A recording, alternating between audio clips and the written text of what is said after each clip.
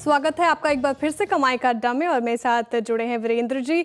Market की बात कर रहे थे, जिस तरीके से रिकवरी देखने को मिली वीरेंद्र जी, लेकिन निफ्टी देखिए फ्लैट ही ट्रेड कर रहा है। बैंक निफ्टी में अच्छा एक्शन वैसे। बिल्कुल श्रेया, मतलब आज सुबह से आप यकीन मानिए एक रिस्क था। ट्रम्प साहब की टिप्पणियों का ऑटो पे और फार्मा पे सुबह थी भी आप हमारे साथ और हम बात भी कर रहे थे श्रेया। खुले भी, सिंक भी हुए, लेकिन अच्छी बात है श्रेया कि हमने कल के लो को और बैंक निफ्टी ने कल के लो को या फिर वो डिफाइंड जो मार्कर्स थे, अनु जब भी कुछ देर जुड़ेंगे मैं उनसे बात भी करूंगा, उसको नहीं तोड़ा। तो श्रेया एक फीलिंग आ रही है कि बाजार अभी नए मतलब जो डिगिंग प्रोसेस, इन लेवल्स को भी तोड़ना, 22,800 को तोड़ना, जब थोड़ा सा पशोपेश, थोड़ी सी अगर आप देखें इप्स एंड बट्स किसी भी स्विंग में, डाउन स्विंग में या अपर स्विंग में जुड़ जाते हैं तो वहीं से बाजार का साइडवेज दौर शुरू हो जाता है। और कुछ निफ्टी बैंक में भी ऐसे ही हुआ। मैं आपको कुछ बड़े इंटरेस्टिंग स्टैट्स दिखाता हूँ श्रेया, एक बार देखिएगा। आज ओवरसोल्ड स्टॉक्स में जिनमें सबसे ज़्यादा शॉर्टिंग थी उनमें आज कवरिंग है। एक एक करके डॉक्टर साहब शॉर्ट जरा रखिएगा स्टॉक्स। BSE कल तक पूरा का पूरा, ये जैसे कि हमने सुर्खियों में पढ़ा था, जितने भी कैपिटल मार्केट्स जुड़े स्टॉक्स थे श्रेया, उनमें कल काफ़ी शॉर्टिंग थी और आज वही कवरिंग का निशान है। BSE, मिड कैप बैंकिंग में RBL, HFCL, union bank of India, IRCTC, Zomato, Swiggy में क्या क्रैक था, जोमेटो डेरिवेटिव्स का पार्ट है आज, उसमें पुल बैक शॉर्ट कवरिंग। तो आज शॉर्ट कवरिंग के दम पे काफ़ी अच्छा है। बट हाँ श्रेया, वो जो ट्रम्प साहब की टिप्पणी थी वो फार्मा पे हावी है। तो कहते हैं ना कि दर्द में दवा काम आती है, आज दवा खुद दर्द में। लेकिन बताइए आज ट्रेंडिंग क्या है और कार्यक्रम में क्रम। बिल्कुल सर, और उस पर ना मैंने रील भी बनाई डिटेल्ड कि ट्रम्प के टैरिफ से भारत पे कैसा असर होगा, वो भी जाके देखिए दर्शक। चलिए एक बार ट्रेंडिंग स्टॉक्स पे नजर डालते हैं, लेकिन उससे पहले एक बार हम पैनल से आपको मुलाकात करवा देते हैं। कमाई का अड्डा में हमारे साथ जुड़े हैं दमदार पैनल। फंडामेंटल राय देने के लिए हमारे साथ है जियोजीत फाइनेंशियल के गौरांग शाह जी। टेक्निकल कॉल्स लेंगे हम प्रकाश गाबा से मानस जायसवाल, राजेश सातपुते जी, कविता जैन, रुचित जैन और विकास सालुंखे जी से। 2:20 पर यतिन बताएंगे IT सेक्टर में दबाव क्यों है आखिर, और 2:25 पर कंचन बताएंगे खबरों के दम पर कहां है एक्शन। 2:30 पर विनी बताएंगी क्या फार्मा शेयर पर ट्रम्प की दहशत है। 2:45 पर मिताली से जानेंगे टाटा मोटर्स पर CLS से बुलिश क्यों है आखिर। 2:50 पर मार्केट बिग वॉइस में हमारे साथ होंगे कोटक महिंद्रा AMC के CIO इक्विटी हर्षा उपाध्याय जी। 3:05 पर यतिन बताएंगे डीलिंग रूम से क्या कुछ संकेत मिल रहे हैं, और 3:10 पर अनुज सर से लेंगे कल के लिए स्ट्रैटेजी। साथ ही 3:15 पर लेंगे BTST STBT कॉल्स। तो फिलहाल ये बात हो गई गेस्ट की, अब चलते हैं सीधे। लेकिन वीरू सर, वैसे हम बात कर रहे थे मार्केट के ऊपर, और जैसा कि आप भी बता रहे थे कि ट्रम्प के टेरर वॉर से फार्मा सेक्टर को बड़ा झटका लगा है, क्योंकि एक्सपोर्ट जो है वो उसका 38% अमेरिका में ही बेचती है फार्मा सेक्टर की कंपनी की बात करें। लेकिन काफ़ी दिनों के बाद क्या आपको आज स्क्रीन में थोड़ी राहत देखने को मिली, जिस तरीके से मिड कैप और स्मॉल कैप में अच्छी तेज़ी देखने को मिली, वहाँ पर क्या लगता है सर, आपकी राय क्या होगी? देखिए श्रेया, बैंकिंग में अच्छी बात ये थी कि लीडरशिप, देखिए प्राइवेट बैंक्स के पास थी, कोटक के पास वो लीडरशिप थी, बट HDFC बैंक ने आज जिस तरीके से अपने इस क्लस्टर से बाहर निकल के ट्रेडिंग करना शुरू किया, आज कोटक बैंक ने इस दौर की हाईएस्ट ट्रैजेक्टरी में आके दौर पार्टिसिपेट करना शुरू किया। बैंक्स के साथ कुछ मिसिंग था और वो थे PSU बैंक्स। आज सुबह सुबह जब बाजार चलना शुरू हुआ ना श्रेया, तो सबसे पहले तो खैर कोटक चलाई, HDFC बैंक चलाई, बट एक रिवर्सल आया PSU बैंक्स में और तभी हमने निफ्टी बैंक की तेज़ी पकड़ ली थी। और उसके बाद से देखिए 49,000 रिगेन किया, 49,200, 49,500, और ऑलमोस्ट इस वक्त जहां ट्रेड कर रहा है वो इसका 1020 है। यहां भी शायद हमें क्लोजिंग मिल जाए तो अच्छा है, लेकिन एक काम करते हैं, पैनल से बातचीत कर लेते हैं इसी पे ही थोड़ा सा, मतलब ऑलमोस्ट 1020 रेमा को टेस्ट करता हुआ। अच्छा, एक और चीज़ लेके आइए, बैंक्स पे अच्छी मजबूती थी। मैं थोड़ा सा बाजार को बाइसेक्ट करके दिखाता हूँ आपको। बाइसेक्ट करने के लिहाज से अगर आप देखें श्रेया कि मतलब क्या क्या जो है वह शॉर्ट कवरिंग में जा रहा है बैंक्स में। आज HDFC बैंक में, कोटक महिंद्रा बैंक में, इंडसइंड बैंक में, इन सभी स्ट्रक्चर्स में अच्छी शॉर्ट कवरिंग है, अच्छी शॉर्ट कवरिंग। मतलब फाइनली अगर आप देखें तो आज इन सभी स्टॉक्स में, चाहे वो बैंकिंग हो, चाहे वो PSU बैंक्स हो, चाहे प्राइवेट बैंक्स हो, अच्छे स्विंग मिल रहे हैं। Combination of short covering and fresh buying. Share trending stocks आज के। बिल्कुल ट्रेंडिंग स्टॉक्स की तरफ मुड़ते हैं और फटाफट से मैं स्क्रीन पर लेके आती हूँ तेज़ी के ट्रेंडिंग स्टॉक्स कहाँ पे एक्शन देखने को मिला आपकी स्क्रीन पर इस वक्त। देखिए BEL जैसा भी हम मेंशन कर रहे थे 3.5% की तेज़ी इस पर्टिकुलर काउंटर में आज देखने को मिली है। हिंडाल्को देखिए 2.5% के करीब उछलकर कामकाज करता हुआ। L&T भी 2.5% के साथ उछाल के साथ कारोबार कर रहा है। एक्सिस बैंक में भी आज 1.5% की खरीदारी फिलहाल देखने को मिल रही है। कुछ और काउंटर्स जहाँ पे अच्छी तेज़ी देखने को मिली है BSE लिमिटेड इनफैक्ट कुछ गड़बड़ हुई थी, यहाँ पे देखिए 7.5% से ज़्यादा की तेज़ी। RBL बैंक भी इस लिस्ट में शामिल है 6% करीब और HFCL में भी अच्छी तेज़ी देखने को मिल रही है 5.25% के करीब और यूनियन बैंक भी देखिए उछाल के साथ 4% से ज़्यादा कामकाज करता हुआ नज़र आ रहा है। लेकिन कुछ ऐसे स्टॉक्स जहाँ पे सबसे ज़्यादा डेंट पड़ा है डॉक्टर रेड्डी, इनफैक्ट जैसा कि हम बात भी कर रहे थे फार्मा सेक्टर पे ही आज डेंट पड़ता नजर आया। 2.5% टूटकर कारोबार करता हुआ doctor Reddy. TCS IT pack में भी देखिए आज दबाव है 2.5% से ज़्यादा लुढ़का। HUL 2% के करीब गिरावट यहाँ पे झेल रहा है ये। भारतीय एयरटेल भी देखिए गिरावट का शिकार हुआ 1.5% से ज़्यादा। इनफैक्ट आप देखिए LTI माइंडट्री यहाँ पे 3.25% से ज़्यादा की गिरावट। Zydus life again pharma sector का ये स्टॉक 3% के करीब गिरावट। और बिंदु फार्मा 2.5% के करीब गिरावट और टाटा एलेक्सी भी यहाँ पे टूटकर कारोबार कर रहा है। तो ज़्यादातर स्टॉक्स जो हैं वो IT फार्मा और आपको दिखेंगे IT और फार्मा के स्टॉक्स ट्रेंडिंग स्टॉक्स में फ़िलहाल देखने को मिलेंगे। चलिए अब BTST कॉल्स लेंगे, लेकिन उससे पहले वीरू जी आप बता रहे थे कि किस तरीके से स्टॉक स्पेसिफिक एक्शन देखने को मिल रही है। BSE की बात कर रहे थे आप, इसमें अच्छी खासी तेज़ी हमें देखने को मिल रही है। 7% से ज़्यादा तेज़ होकर कारोबार कर रहा है। टॉप गेनर्स में शामिल है वायदा के। इस पर्टिकुलर काउंटर पे कोई राय होगी? बिल्कुल शायद देखिए आज तमाम जो स्टॉक्स थे ना, I mean capital markets today stock, सब में अच्छी काफ़ी शॉर्ट कवरिंग है। आप कैम्स को देख लीजिए, आप BSE को देख लीजिए, सब में अच्छी शॉर्ट कवरिंग। और अब चलते हैं अनुज के पास, हमारे साथ मौजूद हैं इस वक्त भोपाल से आज सुबह पोहा खाया था, दोपहर में क्या खाया था मेरे को नहीं मालूम है, लेकिन मेनू समझ लेता हूँ। लेकिन अनुज आज भले ही भोपाल का पोहा आपने खाया हो, जलेबी आपने खाई हो, लेकिन तली गई थी वो यहीं पर ही, आप यकीन मानिए। क्या गजब स्विंग है सुबह से निफ्टी बैंक में। हालांकि निफ्टी थोड़ा सा बैकफुट पे आ गया, बट आज बहुत दिनों बाद निफ्टी बैंक अपने रंग में है ना। अप्रोच क्या रहेगी?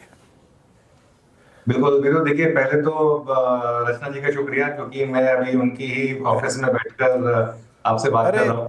और हाँ बिल्कुल, और सुबह आपने पोहे की बात कही। जो रचना वो बाद में टीज करता, आपने बता दिया। मैंने वो बाद में टीज करता, आपने बता दिया। चलिए ठीक है, पहले स्ट्रेटेजी पे आइए।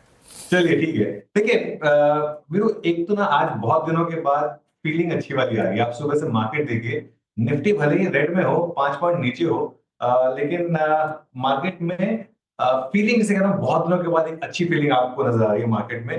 फीलिंग तेजी वाली है। आज आपको स्क्रीन पे देखिए, टॉप ट्रेडेड स्टॉक्स देखिए, मिड कैप देखिए, स्मॉल कैप देखिए, सब में आपको लगेगा कि हाँ आज थोड़ी सी तेजी है।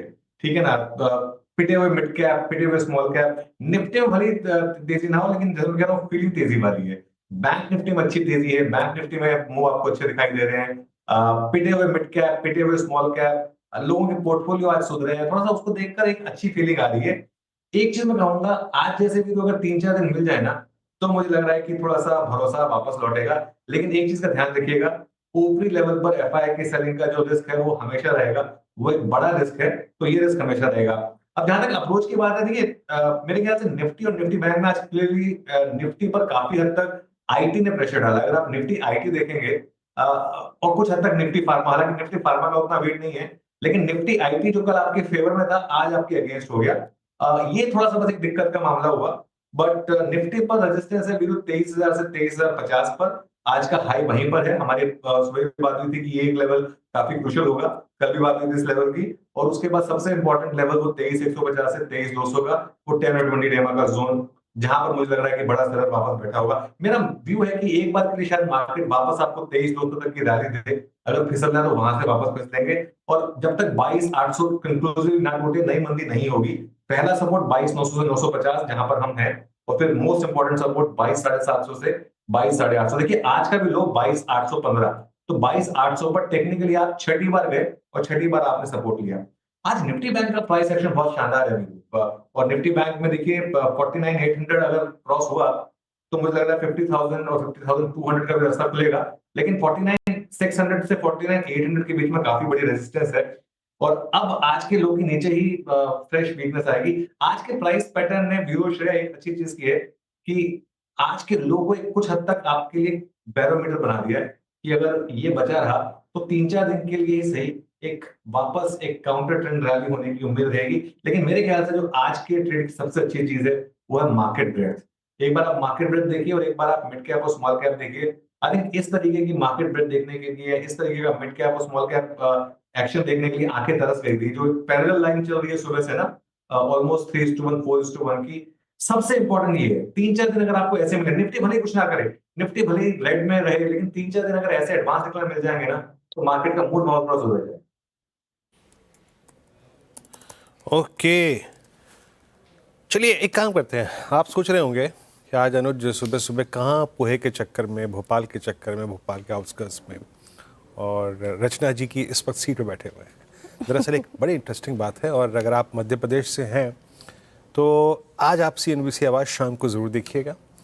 एक खास इंटरव्यू मध्य प्रदेश के मुख्यमंत्री श्री मनोहर यादव जी का आज सुबह ही सुबह अनुज ने किया है, और बड़ा दिलचस्प इंटरव्यू। और मैं किस शख्स के साथ था अनुज वीकेंड पे, तो मध्य प्रदेश में क्या ग्रोथ रही है, वहाँ का इंफ्रास्ट्रक्चर कितना इम्प्रूव हुआ है बीते 10 साल में, उनके ज़रिए मैं जानने की कोशिश कर रहा था।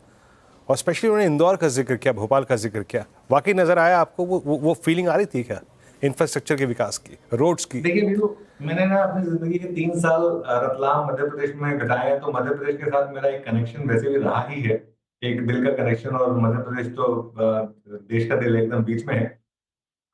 सड़कों पर इंफ्रास्ट्रक्चर में क्लियरली इंप्रूवमेंट है। अरे वो तो आपको अक्रॉस इंडिया दिखाई देगी, लेकिन एक चीज क्लियर है, मध्य प्रदेश की जो एक बहुत बड़े फेवर में जाती है चीज, वो ये है कि इंफ्रास्ट्रक्चर के हिसाब से एकदम सेंटर में होना, मतलब सभी मेट्रो से ऑलमोस्ट इक्वल डिस्टेंट होना। मुंबई से 45 मिनट की फ्लाइट में आप भोपाल पहुंच जाते हैं, दिल्ली से 1 घंटे की फ्लाइट में आप भोपाल पहुंच सकते हैं। तो ये आई थिंक एक बहुत बड़ा प्लस फैक्टर है। आई थिंक रोड इंफ्रास्ट्रक्चर काफी अच्छा है मध्य प्रदेश का, ये एक बहुत बड़ा पॉजिटिव फैक्टर है। आई थिंक फैक्ट ये कि 15 साल से अब सेम सरकार है वहां पर स्टेट और सेंटर में, और वो कोऑर्डिनेशन है। आई थिंक वो एक बहुत बड़ी चीज है। तो क्लियरली एक समय था जब मध्य प्रदेश बीमारू राज्य माना जाता था, और आज देश के फास्टेस्ट ग्रोइंग स्टेट्स में से एक है। ये जो समिट हो रही है, ध्यान रखिए, आज भी मध्य प्रदेश की इकोनॉमी में 47% एग्रीकल्चर है। अब कोशिश कर रहा है स्टेट की एग्रीकल्चर तो रहे ऊपर, लेकिन सर्विसेज और मैन्युफैक्चरिंग को भी ऊपर लेके आया जाए। तो उस हिसाब से आई थिंक ये समिट है, और इस समिट को कवर करने के लिए मैं यहाँ पर आया हूँ। बहुत अच्छा लगा मुझे चीफ मिनिस्टर से मिलकर, एकदम down to earth chief minister है। और एक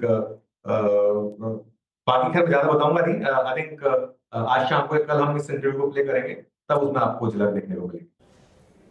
अच्छा, ये एक चीज़ नज़र आई आपको उनसे बातचीत करके, मुलाकात करके मैंने, क्योंकि इंस्टाग्राम पे बहुत सारी रील्स देखी अनुज, एक ज़मीनी मतलब ज़मीन से जुड़े मुख्यमंत्री कभी अपने काफिले को रोक कर किसी अमरूद की ठेली से तोड़ के या काट के अमरूद खा लेते हैं, वो बातचीत में नज़र आया आपको? बहुत डाउन टू अर्थ, बहुत डाउन टू अर्थ है। और उन्होंने ब्रेकफास्ट कराया हमें हमारे उनकी वो डाइनिंग टेबल पर, और एकदम सादा ब्रेकफास्ट और बहुत अच्छा ब्रेकफास्ट। और वो एकदम जैसा मैं कह रहा हूँ जमीन से जुड़े हुए, लोकल पॉलिटिक्स समझने वाले।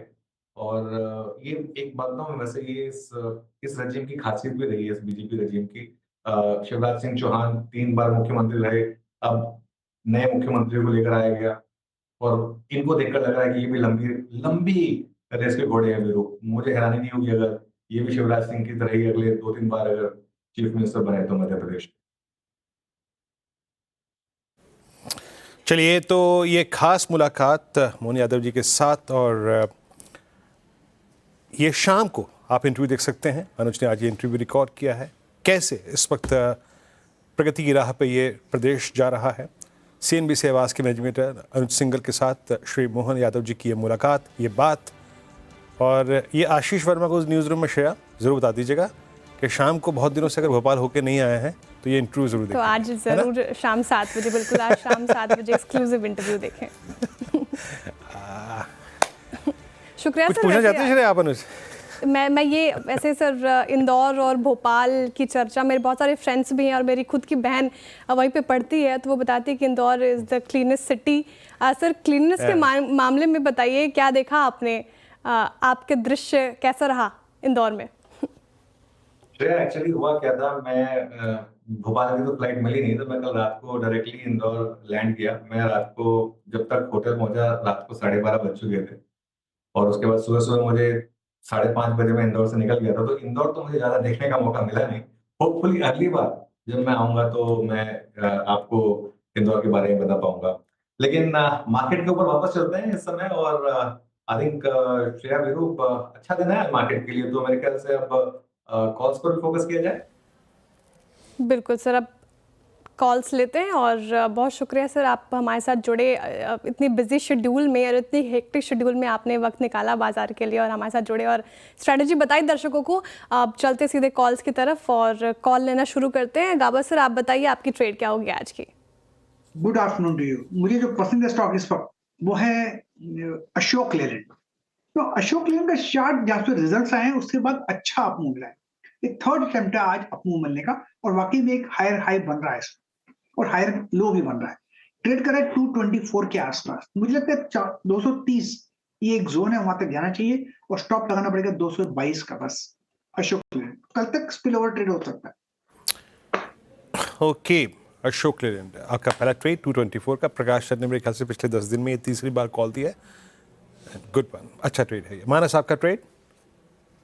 देखिए, यूपीएल पे खरीदारी करने की राय रहेगी वीरेंद्र जी। यहाँ पर कंसोलिडेशन के बाद स्टॉक बिल्कुल तैयार है फ्रेश ब्रेकआउट के लिए। पिछले हाई को स्टॉक ने आज टेस्ट किया था इंट्राडे सेशन में, तो यूपीएल में खरीदारी करेंगे। 639 का स्टॉप लॉस लगाएंगे, ये कैश लेवल्स हैं। तो 639 के स्टॉप लॉस से खरीदारी करेंगे। 665 ₹665 तक के टारगेट्स पॉसिबल है। अगर चाहे तो 650 का कॉल ऑप्शन ₹10 पे ट्रेड हो रहा है, उसमें ₹7 के स्टॉप लॉस से ₹17 के टारगेट के लिए भी खरीदारी की जा सकती है। ठीक है, यूपीएल खरीदारी करने के राय 639 का स्टॉप लॉस जरूर मेंटेन करें। कविता जी, गुड आफ्टरनून, आप क्या पिक कर रही हैं आज के सेशन के लिए? Very good afternoon Shreya, good afternoon everyone. Well, bank Nifty आज कंपैरेटिवली ज्यादा बेहतर परफॉर्म कर रहा है, और यही एचडीएफसी बैंक में एक अच्छा आउट परफॉर्मेंस हम पिछले 2-3 दिन से देख रहे हैं। सो यहाँ मुझे लगता है अंटिल काउंटर 1709 के ऊपर मेंटेन है, तो यहाँ पर स्ट्रेंथ आगे बढ़ते हुए दिखना चाहिए। And even on bank Nifty max pain भी ऊपर की तरफ शिफ्ट होता हुआ दिखा है। So for the price target of 1744 1750 आप एचडीएफसी बैंक पर एक बाय ट्रेड ले सकते हैं एज अ स्विंग ट्रेड, और काउंटर जब तक 1709 के ऊपर मेंटेन है, यहाँ पर डिप पर बाइंग अपॉर्चुनिटी देख सकते हैं। ओके, चलिए अब चलते हैं विकास जी के पास। विकास जी, गुड आफ्टरनून। मीनवाइल निफ्टी को देखिए, अभी अभी एक शार्प डाउन टिक आया, और मेरे ख्याल से न जाने क्या हुआ कि हमने इंदौर की बातचीत में कविता जी को इंक्लूड नहीं किया, और ये देखिए वो नाराज हो गई, और 22955 से सीधे 50 अंकों का डिप। बट विकास, आपका ट्रेड क्या रहेगा? Good afternoon Virendra ji. देखो, ओवरऑल मार्केट में थोड़ा सा यहाँ पे आपको देखने मिला था, लेकिन अभी भी वो स्ट्रगल कर रहा है ऊपर की तरफ। मैं स्टॉक स्पेसिफिक बात करूँ तो मुझे एनटीपीसी यहाँ पे एक स्ट्रॉन्ग लग रहा है, जिस हिसाब से इसके डेली चार्ट में जो पॉजिटिव डाइवर्जन देखने मिल रहा है 310 के ऊपर के रेंज में। तो अभी 313 312 के आसपास ये ट्रेड करते हुए देखने मिल रहा है, तो मुझे लगता है यहाँ पे बाय करना चाहिए। ऊपर में जो टारगेट निकल के आ रहे हैं वो 326 के आसपास की एक अच्छा अपमूव यहाँ पे देखने मिल सका, जिस हिसाब से ये कुछ दिनों में नीचे की तरफ आया था। लास्ट 2 ट्रेडिंग सेशन में एक अच्छी पुल बैक रैली देखने मिली, तो एनटीपीसी को यहाँ पे बाय करना है। 307 का स्टॉप लॉस लगाना है, ऊपर में 326 का टारगेट है। डेली चार्ट पे पॉजिटिव डायरेक्शन यहाँ पे क्लियरली कल के दिन में ब्रेकआउट देखने मिला था, तो मुझे लगता है कंटिन्यू होते हुए देखने मिल सकता है। तो 326 के लिए एनटीपीसी यहाँ पे बाय करना है। बाई है, देखिए इनफैक्ट कल भी इसमें अच्छी तेज़ी देखने को मिलती है, डे हाई के आसपास कारोबार करता हुआ कल भी क्लोजिंग के वक्त, और देखिएगा 307 का स्टॉप लॉस लगा के खरीदारी करने की राय है। राजेश जी, आपने क्या पिक किया हुआ है? Good afternoon. Good afternoon Shreya ji. देखिए, मेरा जो पिक रहेगा वो रहेगा AU small finance bank. Stop loss रहेगा 514 का, और जो टारगेट दिखता है वो है करीबन 535 540 का। ओके, राजेश जी का एयू स्मॉल फाइनेंस बैंक। और अगर आप धीरे धीरे देखें निफ्टी ने ऊपर से क्या खो दिया, तो अब आप इंटरडे अगर आप हाई से देखें 150 160 अंक खो दिए हैं। तो अब हम धीरे धीरे फिर रिस्क जोन की तरफ जाते हैं, फिर जाते सिंक होते हुए। गौरांग जी नमस्कार, कार्यक्रम में स्वागत है। गौरांग, आज भले ही बाजार में एक टेक्निकल पुल बैक हो, एक शॉर्ट कवरिंग थी बाजार में, सुबह से विजिबल थी, but now it's sinking. But आज एक बार फिर से इक्विटी मार्केट्स को, इंडियन मार्केट्स को शेक किया अमेरिकी राष्ट्रपति के शब्दों ने, उनके टैरिफ आई थिंक स्टेटमेंट्स को लेकर। आज फार्मा पे काफ़ी इसका इम्पैक्ट है, जो उनके स्टेटमेंट थे उसके बाद। आपका व्यू क्या है इस वक्त, कैसे रीड कर रहे हैं आप? क्या ये अभी और प्राइस डैमेज करेगा फार्मा में, और उसके बाद आपकी कॉल? धन्यवाद वीरेंद्र, आपका सभी को प्रणाम और शुभ दिन हमारे तरफ से। तो आपने बहुत ही नरम शब्द का इस्तेमाल किया है, राष्ट्रपति अमेरिका के ट्रम्प साहब के शब्द। मेरे हिसाब से शब्द कम और तांडव ज्यादा है। मेरे ख्याल से जिस प्रकार से पिछले कुछ दिनों में, जब से उन्होंने कार्यकाल संभाला है राष्ट्रपति का, तब से लेकर के आज तक और आने वाले भविष्य में मेरे ख्याल से इस प्रकार की टिप्पणियां आपको सुनाई देगी और कुछ कानून बनाने के तहत जमीनी स्तर पर ये लागू भी होगी। मैं बात कर रहा हूं टैरिफ्स की। तो और ये पहली बार नहीं है वीरेंद्र, हमने इसके पहले इस प्रकार की परिस्थितियां देख चुके हैं, हम आदी हो चुके हैं इस प्रकार की परिस्थिति के। तो अप्रैल के महीने में शायद ये बातें सुनने में आ रही कि फार्मा क्षेत्र पर अब टैरिफ लगेगा वगैरह वगैरह। उसके साथ chemical, speciality chemicals, agro chemicals की भी बातें सुनने में आ रही है। वो तो समय ही बताएगा, लेकिन छोटी मध्यम अवधि से ज्यादा मुझे नहीं लग रहा है कि यहाँ पर परेशान होने की जरूरत है। खबरों के आधार पर प्रतिक्रिया आती हुई दिखेगी और फिर हम थोड़ा बहुत संभलने का प्रयास करेंगे। मैं मानता हूं कि अगर आप कारोबारी हैं तो आपको थोड़ा बहुत सावधान रहना चाहिए। अगर आप निवेशक हैं तो इस प्रकार के बाजार के माहौल में आपको अवसर मिलता है सक्षम मजबूत कंपनियों में निवेश करने के लिए। एक विकल्प अगर जो मेरे पास है फिलहाल, वो आज एक क्षेत्र जो कि काफी चहक रहा है, वो है रक्षा क्षेत्र। और उसी से रक्षा क्षेत्र से जुड़ी हुई कंपनी है तो है ही वीरेंद्र ये, लेकिन चौतरफा कारोबार है इनका, 4-5 अलग अलग कारोबार है। मैं बात कर रहा हूँ लार्सन एंड टोब्रो L&T की। करीबन 3300 के आसपास मौजूदा स्तर L&T का। बुनियादी दर के आधार पर 4200 के आसपास के लक्ष्यांक निर्धारित किए। ओके, L&T आपका बाय कॉल है। चलिए देखिए, अब थोड़ा सा हम ना ट्रेंडिंग तो नहीं है, अब हम ट्रेंडिंग तो नहीं है, और क्योंकि थोड़ा सिंक हुए हैं तो अब मैं भी डर गया हूँ, मैं भी स्केप्टिकल हूँ कि इंट्राडे में लॉन्ग ट्रेड पे जाऊँ या फिर शॉर्ट ट्रेड पे जाऊँ। लेकिन जिन स्टॉक्स का जो अपस्विंग है वो सेकंड कंसेक्यूटिव सेशन मेंटेन्ड है, उससे बात कर लेता हूँ, जिस पे मेरे पास बेनिफिट ऑफ डाउट थोड़ा सा है। इस पे एक बार आप ये देखिएगा Kavita ji, CESC power space, जिसमें कल भी काफ़ी लॉन्ग बिल्डअप हुआ था, पुल बैक ट्रेड्स की कैटेगरी में के जोन में आप CESC को कैसे रीड करते हैं? क्या ये पुल बैक इतना ट्रस्टवर्दी है कि इस पे राइड किया जाए? आपका व्यू इस वक्त इस पे? तो CSC अगर आप देखें तो वीकली सेटअप पर मुझे लगता है एक शॉर्ट कवरिंग मूव जो है वो एक्सटेंड होता हुआ दिख सकता है, बट इमीडिएट रेजिस्टेंस काउंटर पर 135 का है जो इसका फॉलिंग 20 EMA है। तो वहां तक ये काउंटर अप्रोच कर सकता है और ये पॉसिबिलिटी तब तक मेंटेन रहेगी अंटिल काउंटर 126 के ऊपर मेंटेन है। ये राइस CESC पे। और देखिए आज एक बार इन्फोसिस का चार्ट रखिए, डे लो पे कारोबार करता हुआ TCS में गिरावट, और इनफैक्ट पूरे ही IT पैक को देखें तो आज इसमें सबसे ज़्यादा डेंट पड़ता नज़र आ रहा है। लेकिन इसके पीछे की वजह क्या है, क्यों टूट रहे हैं IT इंडेक्स, से बताने के लिए यतिन जी जुड़े हुए हैं मेरे साथ। यतिन जी बताइए, आखिर वजह क्या है, IT सेक्टर पे इतना डेंट पड़ता नजर आया है? तो देखिए, एक बड़ी consulting IT firm Capgemini, इन्होंने अपने क्वार्टरली अर्निंग्स प्रेजेंट किए और अर्निंग्स में थोड़ी बहुत फीकी बातें कंपनी ने की। इनफैक्ट उन्होंने गाइडेंस भी थोड़ा कमज़ोर रखा और ओवरऑल जो क्वार्टरली नंबर्स थे वो थोड़े कमज़ोर थे। अगर हम केप जेमिनाई की अर्निंग्स के बारे में बात करें तो आज जो उन्होंने कॉशियस आउटलुक दिया है उसके चलते IT शेयर्स में गिरावट आपको बढ़ती हुई नज़र पड़ रही है। उनकी जो 2024 साल के लिए बुकिंग है वो करीब 23.8 बिलियन यूरोस के आसपास है, जो कि एक आधे % की डिक्लाइन दिख रही है ऑन अ ओवरऑल बेसिस। अगर हम केप जेमिनाई के सेक्टोरल चेंजेस की बात करें तो जो की सेक्टर्स है यहाँ भी हमने ओवरऑल कमजोरी देखी है। इनफैक्ट अगर हम देखें तो जो बुकिंग्स हैं उसके अंदर जो नॉर्थ अमेरिका जो इनकी सबसे लार्जेस्ट मार्केट है, यहाँ जो कांस्टेंट करेंसी रेवेन्यू है वो 4% गिरा है। यूरोप में इनकी जो होम मार्केट है फ्रांस, यहाँ भी लगभग सीसी टर्म्स में इनकी आय जो है 3.5% गिरी है। और उन्होंने जो गाइडेंस दिया है 2025 साल के लिए, कैलेंडर ईयर के लिए, वो -2 से +2 के रेंज में दिया है। तो उनको लगता है कि शायद 2025 में अनसर्टनीज के चलते जो हिसाब से उनको क्लाइंट से फीडबैक आ रहा है, शायद ग्रोथ नेगेटिव ना हो जाए। तो नेगेटिव ग्रोथ अगर होती है तो कहीं ना कहीं दिक्कत हो सकती है आईटी सेक्टर के लिए। और आज इसीलिए आईटी सेक्टर जो है टॉप सेक्टोरल लेगार्ड बना हुआ है।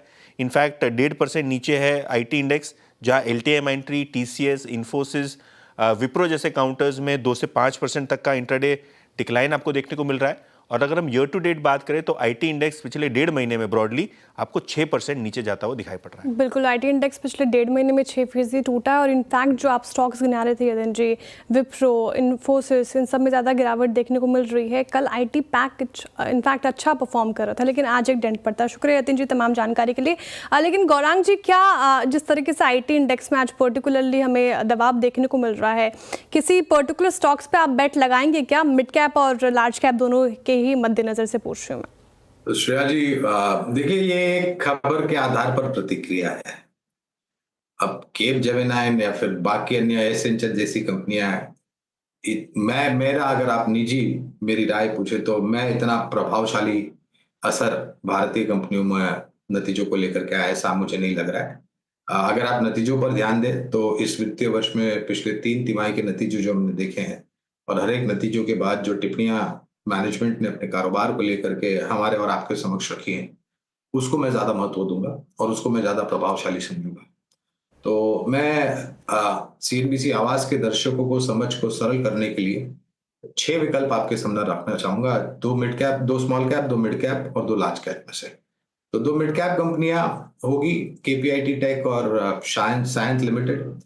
मझौली कंपनियों में परसिस्टेंट सिस्टम्स और L&T टेक्नोलॉजीज। दिग्गज कंपनियों में बाकी कवरेज तो है ही, लेकिन हमें TCS और HCL टेक, ये 6 कंपनियां हैं एक मॉडल पोर्टफोलियो के रूप में आईटी क्षेत्र में, जहां पर आप ध्यान दे सकते हैं। ओके, ये श्रेया ने जिस टॉपिक की बात मतलब यहाँ पे छेड़ी है, देखिए आज सुबह भी जब हम रणनीति डिस्कस कर रहे थे श्रेया, सबसे बड़ा फियर हमारे लिए और कोई तेज़ी में हमको जाने से रोक रहा था तो वो था निफ्टी आईटी। सुबह भी जब हम सिंक हुए थे शुरुआती 15 मिनट में, निफ्टी आईटी गया, लो लगा के गया 40-800 का। अभी भी जब हम सिंक हो रहे हैं तो निफ्टी आईटी ही डे लो पर है। दैट मीन्स हमको एक इंडेक्स जो रोक रहा है वो है निफ्टी आईटी। अब समझ लीजिए आज का लो क्या था। आज का लो है 200 डे एक्सपोनेंशियल एवरेज, जिसको ये 3 दिन से होल्ड कर रहा है। तो आज के लिए, कल के लिए, इस वीक के लिए या फिर आगे भी जो एक कमज़ोर खड़ी हमारे पास खड़ी है वो है आईटी। अच्छा मानस, सुबह भी मैंने प्रश्न पूछा था आपसे और आपने बिल्कुल वाजिब जवाब दिया था कि नहीं जनाब, अभी आईटी पे लॉन्ग नहीं करना चाहिए। और वो एक परफेक्ट व्यू था, क्योंकि अभी भी हम स्केप्टिकल हैं। और आप देखिए कल की कैंडल क्रॉस नहीं हुई। और अगेन मानस, अब हम शायद ड्यूरिंग द प्रोग्राम 200 तोड़ भी दें।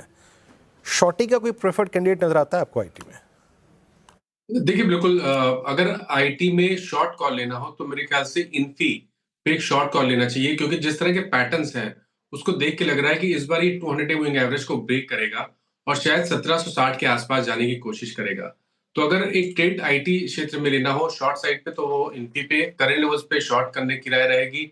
मैं कैश लेवल्स बता रहा हूँ, तो अकॉर्डिंगली आप ट्रेड कर सकते हैं। 1831 के स्टॉप लॉस से एक शॉर्ट कॉल लेना चाहिए और टारगेट आपको 1760 1760 के पोजिशनल ट्रेड सेट करने हैं इनकी पे। फिलहाल ये रणनीति इन्फोसिस के ऊपर, लेकिन देखिए कुछ और स्टॉक्स की बात करते हैं जो एक्शन में। देखिए कई दिनों से बाजार ने थोड़ी रिकवरी दिखाने की कोशिश की है और mid cap small cap showroom में आज अच्छा एक्शन भी दिख रहा है। सेक्टर की बात करें तो मेटल शोरूम में अच्छी खरीदारी है। मेटल में तेज़ी क्या है, क्यों है, इनफैक्ट इसकी वजह जानते हैं और साथ ही दूसरे किन शेयरों में भरपूर एक्शन देखने को मिल रहा है। ये रिसर्च की है कंचन ने। कंचन, बताइए आपने क्या रिसर्च की है? जी, सबसे पहले शुरुआत करते हैं सेक्टर स्पेसिफिक अप्रोच। सबसे पहले बात करते हैं मेटल सेक्टर जो है आज काफ़ी ज़्यादा रडार में बना हुआ है। बेसिकली जो यूरोपियन यूनियन है उन्होंने रशिया के जो मेटल्स है, पर्टिकुलरली एल्यूमिनियम की बात करी जाए तो उसके ऊपर एक सैंक्शन लगा दिया है, जिससे जो इंडियन मेटल कंपनीज है उसके लिए एक पॉजिटिव ट्रिगर बन के सामने आया है। कंपनी जैसे कि हम ले लें हिंडाल्को, नाल्को, साथ ही साथ जो टाटा स्टील है उससे उनको जो है जो ये सप्लाई डिस्ट्रप्शन देखने को मिली है उससे कहीं ना कहीं फायदा मिलता हुआ दिखाई देगा और शेयर के अंदर आप पर्टिकुलरली हमें मूवमेंट भी दिखाई दे रही है। बेसिकली जो कच्चा एल्यूमिनियम है उसके ऊपर जो इंपोर्ट रिस्ट्रिक्शन लगाई गई है उसके चलते जो इंडियन एक्सपोर्ट है उसकी डिमांड बढ़ सकती है। फ्लैट रोल्ड अलॉय स्टील, साथ ही साथ मशीन टूल्स और ऑटो पार्ट्स पे जो ट्रांजिट रिस्ट्रिक्शन है उससे नए मार्केट की अपॉर्चुनिटीज जो है वो भी खुलती हुई दिखाई दे सकती है। अब बेसिकली जनवरी 2024 में यूरोपियन कमीशन ने रशियन के जो एल्यूमिनियम है उसके ऊपर इंपोर्ट लगाने के ऊपर प्रपोजल दिया था, लेकिन अब वो प्रपोजल पूरा हो गया है और ये जो बेसिकली प्रपोजल है वो रशिया यूक्रेन वॉर के चलते 16 सैंक्शन पैकेज का एक हिस्सा है। इससे पहले अगर आप डेटा देखें तो यूएस ने और यूके ने तो 2024 में ही रशिया के जो एल्यूमिनियम है उसके इंपोर्ट के ऊपर रिस्ट्रिक्शन लगा दिया था, लेकिन ईयू ने ऑपोजिशन के चलते थोड़ा सा डिले किया था। लेकिन फिर भी आप देखेंगे तो जो रशिया से उनका एल्यूमिनियम इंपोर्ट होता है उसमें एक हमें स्लाइट डिक्लाइन देखने को मिला था। 2022 की बात करी जाए तो टोटल इंपोर्ट में से उनका जो हिस्सेदारी थी वो थी 19% की रशिया से जो उन्होंने इंपोर्ट किया था। 2023 में गिर के हो गए 11% की और साथ ही साथ 2024 की बात करी जाए तो ये गिर के हो गई है 6% की।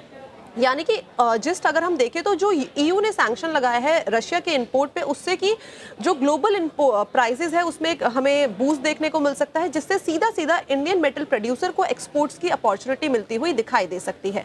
तो ये बात थी कि ये मेटल सेक्टर आज काफ़ी ज़्यादा रडार में है। इसके साथ ही साथ अगर हम बाकी की चीज़ें देखें तो जैसे कि ट्रम्प की जो कॉमेंट्री आई थी उसके चलते pharmaceutical, auto ancillary, auto metal sector आज रडार पे बने हुए हैं। अगर हम स्टॉक स्पेसिफिक अप्रोच देखें तो सबसे पहले बात कर लेते हैं टीसीएस के, बिकॉज नॉर्थ अमेरिका में मास रोबोटिक्स के साथ कंपनी ने एक पार्टनरशिप कर ली है। बेसिकली ये रोबोटिक्स के अंदर और भी ज्यादा इनोवेशन के लिए पूरी की पूरी पार्टनरशिप करी गई है ताकि रोबोटिक्स टेक्नोलॉजी को और भी ज्यादा एडवांस किया जाए और जिस तरीके से डिमांड में हमें बूस्ट देखने को मिल रहा है उसको सही तरीके से एड्रेस किया जाए। अशोक लेलैंड आज काफी ज्यादा फोकस में बना हुआ है बिकॉज कंपनी को तमिलनाडु स्टेट ट्रांसपोर्ट कॉर्पोरेशन से करीबन 300 करोड़ का ऑर्डर मिला है 320 लो फ्लोर बसों के लिए। नावा लिमिटेड बिकॉज यहाँ पे 500 रुपए प्रति शेयर पर बायबैक को मंजूरी मिल गई है कंपनी की तरफ से। अगर हम वैल्यू देखें तो वो है 360 करोड़ के शेयर के बायबैक कंपनी करने वाली है और अगर पूरा का पूरा उसका पोर्टफोलियो देखें तो 72 लाख शेयर की कंपनी बायबैक करने वाली है। हेक्सावेयर टेक्नोलॉजी बिकॉज यहाँ पे आज लिस्टिंग होती हुई दिखाई दी है मार्केट के अंदर। इशू प्राइस था इसका 708 रुपए,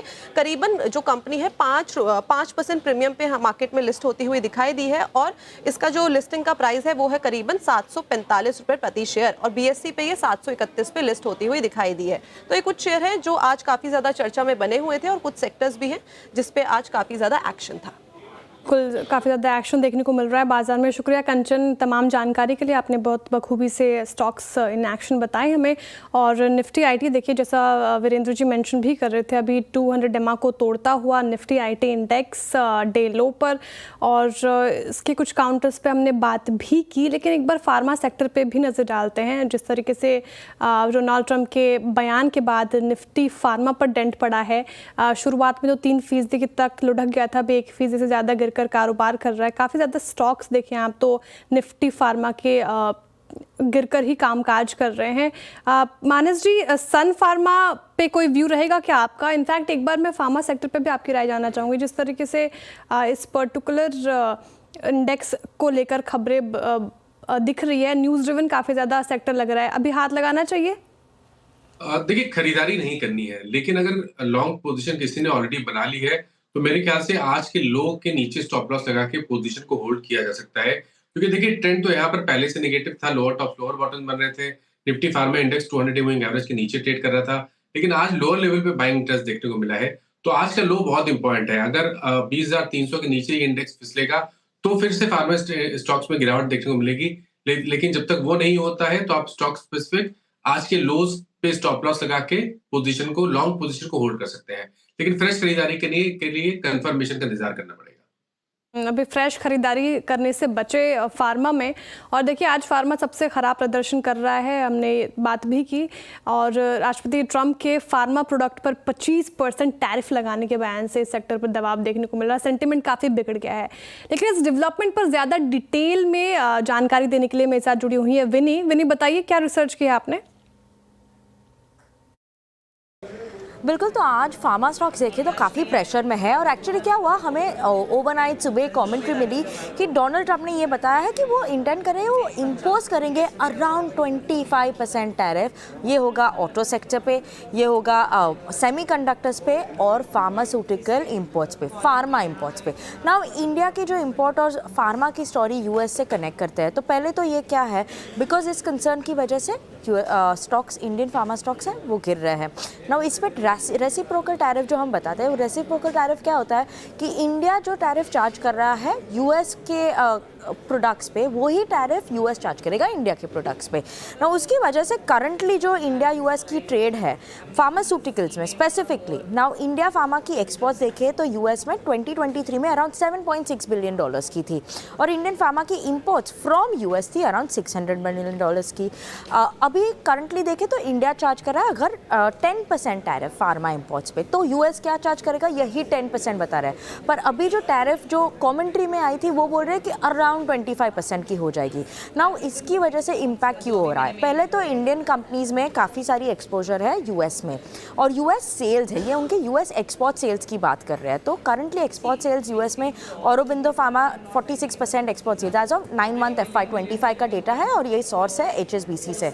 तो ऑरोबिंदो फार्मा 46% है, Cipla 28%, Lupin 37%, doctor Reddy's 46%, Torrent pharmaceuticals 10%, सन फार्मा 14%, जाइडस में अराउंड 48% की है।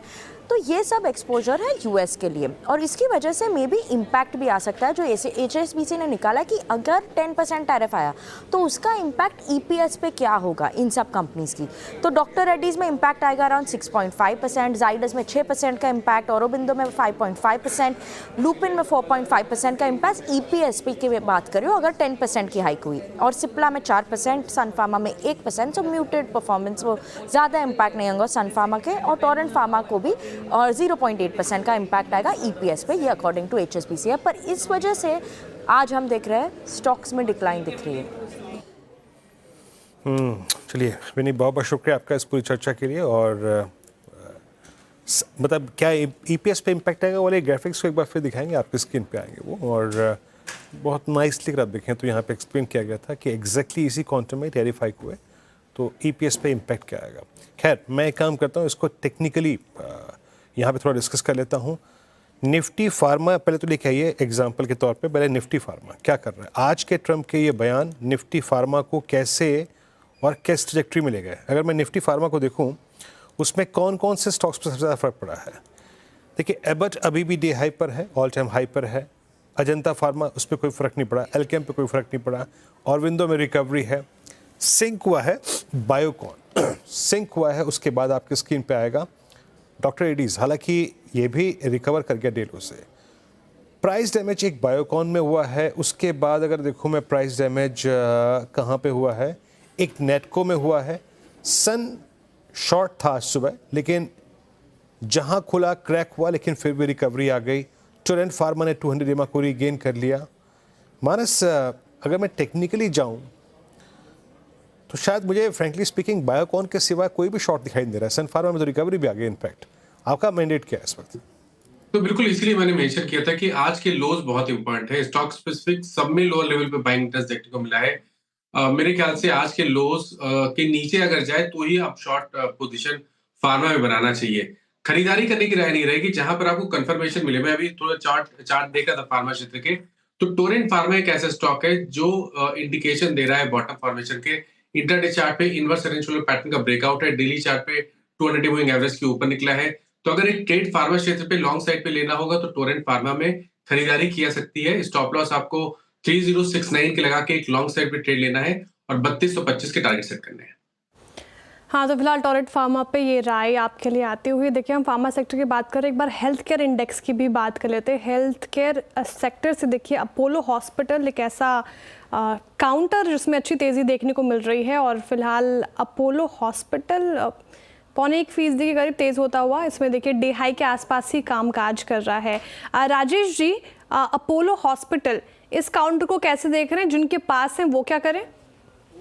देखिए, जिनके पास है, अगर लोअर लेवल पे बनाया है यानी 6200 6250 के आसपास अगर लिया हुआ है, तो प्रोबेबली आप कह सकते हैं कि फिलहाल होल्ड रखें 6250 के स्टॉप लॉस के साथ। लगता है कि एक बार के लिए 6500 से लेके 6550 तक का एक मूव मिलेगा, तो काउंटर फिलहाल एक रिकवरी मोड में है, तो इसलिए मैंने होल्ड की सलाह दी। लेकिन जैसे कि काउंटर का अगर आप प्राइमरी ट्रेंड देखें तो यहाँ पे थोड़ा वीकनेस ही है, और ये वीकनेस मुझे लगता है कि पोजिशनली अपोलो हॉस्पिटल को लेके जाएगी करीबन 6000 तक, प्रोबेबली 5800 तक, लेकिन पोजिशनल ट्रेड होगा।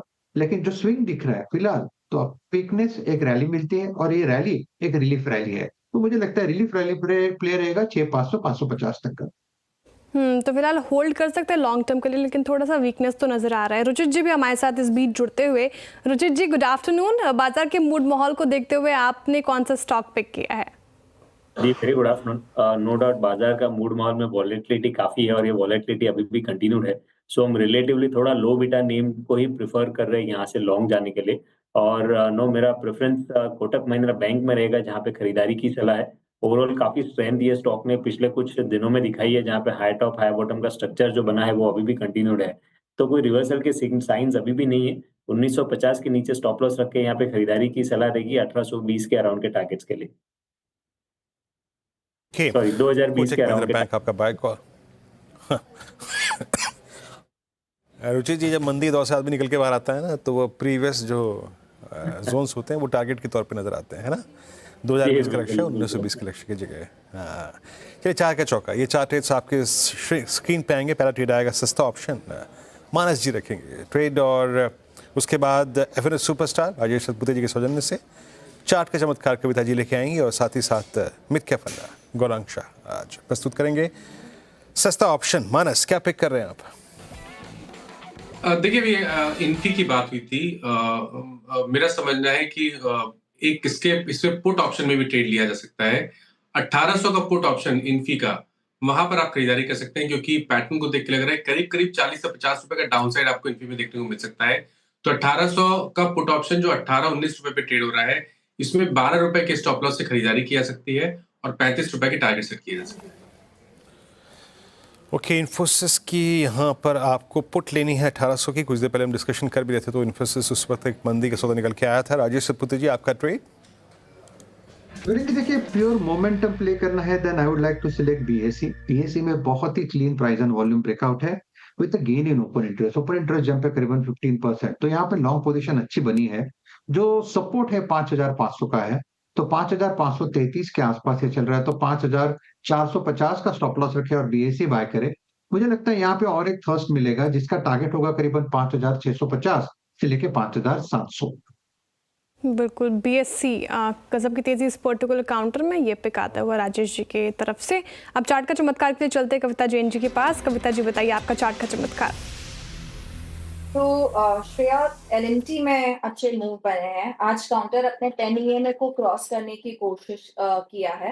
मुझे लगता है ये मूव एक्सटेंड होते हुए दिख सकता है। काउंटर पर 3250 का स्टॉप लॉस मेंटेन करना चाहिए। अपसाइड टारगेट मुझे लगता है 3350 3400 तक के लिए काउंटर अपसाइड एक मूव दे सकता है। जी, फिलहाल बाय कविता जी की तरफ से। मिड कैप फंडा के लिए चलते गौरांग जी के पास। गौरांग जी, आपका मिड कैप फंडा?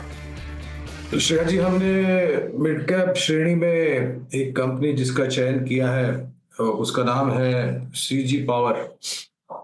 बुनियादी तर्क के आधार पर राय है ये, तो अनिवार्य होगा कि आपके पास समय सीमा की कोई पाबंदी ना हो, और अगर पाबंदी नहीं है और अनिवार्य समय सीमा देते हैं, निवेशित रहते हैं, तो अनुमानित लक्ष्यांक करीबन 790 तक के निर्धारित किए हैं लंबी अवधि के लिए।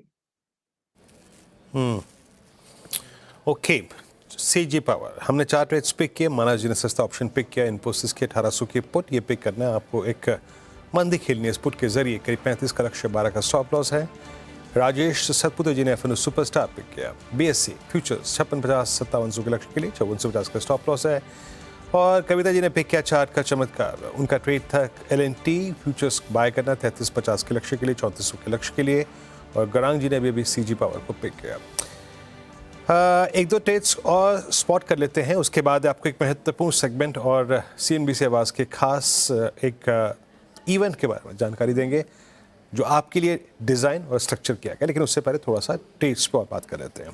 देखिए निफ्टी थोड़ा सिंक हुआ था, लेकिन अभी तक मोर और लेस 22,800 की ट्रेजेक्ट्री से जोन से करीब 80-90 अंकों का एक अच्छा डिफरेंशियल मेंटेन करके चल रहा है। लेकिन अगर ये क्लोजिंग आती है ना, याद रखिएगा, तो हम फिर स्केप्टिकल यानी दुविधापूर्ण और एक कंफ्यूज वाले स्टेट में हो जाएंगे, क्योंकि उधर आपकी निफ्टी IT क्रैक हो रहा है, आपके फार्मा का मूड ठीक ठाक नहीं है, Nifty IT is at 200-day exponential average और आपकी wild higher shadow.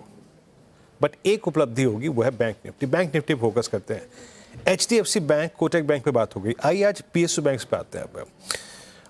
Ruchit, PSU banks पे आपकी रीडिंग क्या है? बहुत दिनों बाद निफ्टी PSU बैंक इंडेक्स ने आज पार्टिसिपेट किया और वो पार्टिसिपेशन, उसकी वाइब्रेशंस को हम फील भी कर रहे थे। PSU बैंक्स में क्या कंसिडर करने लायक है इस वक्त, या फिर आप लीडर के साथ जाएंगे स्टेट बैंक ऑफ इंडिया? जी डेफिनेटली यार, क्योंकि जब भी कोई भी रिवर्सल आता है ऐसे बीटन डाउन सेक्टर्स में, तो लीडरशिप तो लार्ज कैप से ही आती है और एक बार लार्ज कैप्स में सस्टेनेबल अप मूव्स आते हैं, उसके बाद हम follow up move usually mid और स्मॉल सेगमेंट्स में देखते हैं। सो मैं डेफिनेटली PSU बैंक्स में अभी भी अगर कोई बॉटम फिशिंग करनी है ये करेक्शन में, तो SBI के साथ ही जाना चाहूंगा, क्योंकि SBI चार्ट्स पे भी देखेंगे तो ये 700 से 720 का जो जोन है वो पूरा काफी स्ट्रॉन्ग लॉन्ग टर्म सब ट्रेंड लाइन सपोर्ट्स आ रहा है। तो मेरे ख्याल से यहाँ से अगर पोजिशनल ट्रेड करना है तो स्टेट बैंक ऑफ इंडिया की खरीदारी करनी चाहिए। यहाँ पे डाउन साइड काफी लिमिटेड लग रहे, और इन केस ऑफ यहाँ से कुछ रिवर्सल्स बनते हैं और पुल बैक मूव्स आता है, तो स्टॉक वापस से अपने 750 760 के आसपास तक के लेवल्स रिटेस्ट कर सकता है। तो शुरुआत लीडर से करें, एक बार कंफर्मेशन मिल जाता है कि SBI में बॉटम बन चुका है या एक फॉलो अप मूव रहता है, उसके बाद आई थिंक मिड और स्मॉल सेगमेंट के बैंक्स में अपॉर्चुनिटीज ढूंढनी चाहिए। स्टेट बैंक ऑफ इंडिया 725 पे ट्रेड करता हुआ, हालांकि मॉर्निंग हाई 725 के थे। It's a positional buy but not exactly a D या फिर स्विंग व्यू कोई नहीं यहाँ पर। खैर, जब बात आती है व्यू बनाने की, उसके लिए आपको बाजार को समझना पड़ता है, परखना पड़ता है, और अगर इसमें आप थोड़ी सी अपनी महारत हासिल करना चाहते हैं तो CNBC आवाज़ लेके आ रहा है आपके लिए खास अपना सेगमेंट, अपना अपनी वो श्रृंखला जिससे आप मेरे ख्याल से पहले से भी अवगत हैं। जी हाँ, मार्केट गुरुकुल। हेमंत ठुकराल, आशीष चतुर्मोता, गुरमीत चड्डा, पार्थिव शाह और फिरोज अजीज। अब आप इन सबको देख के अपने स्क्रीन पे एक साथ कह ही रहे होंगे कि जनाब ये पैनल क्या है। जी हाँ, इसमें derivatives, technicals, fundamentals, mutual funds, IPO और साथ ही साथ फाइनेंशियल प्लानिंग, सबका एक तड़का। 2 दिन का ये वेबिनार CNBC आवाज़ पे आप देख सकते हैं, शनिवार और इतवार, मार्च महीने में ठीक होली के बाद 22 और 23 मार्च को 2 दिन का ये एक्सक्लूसिव वेबिनार।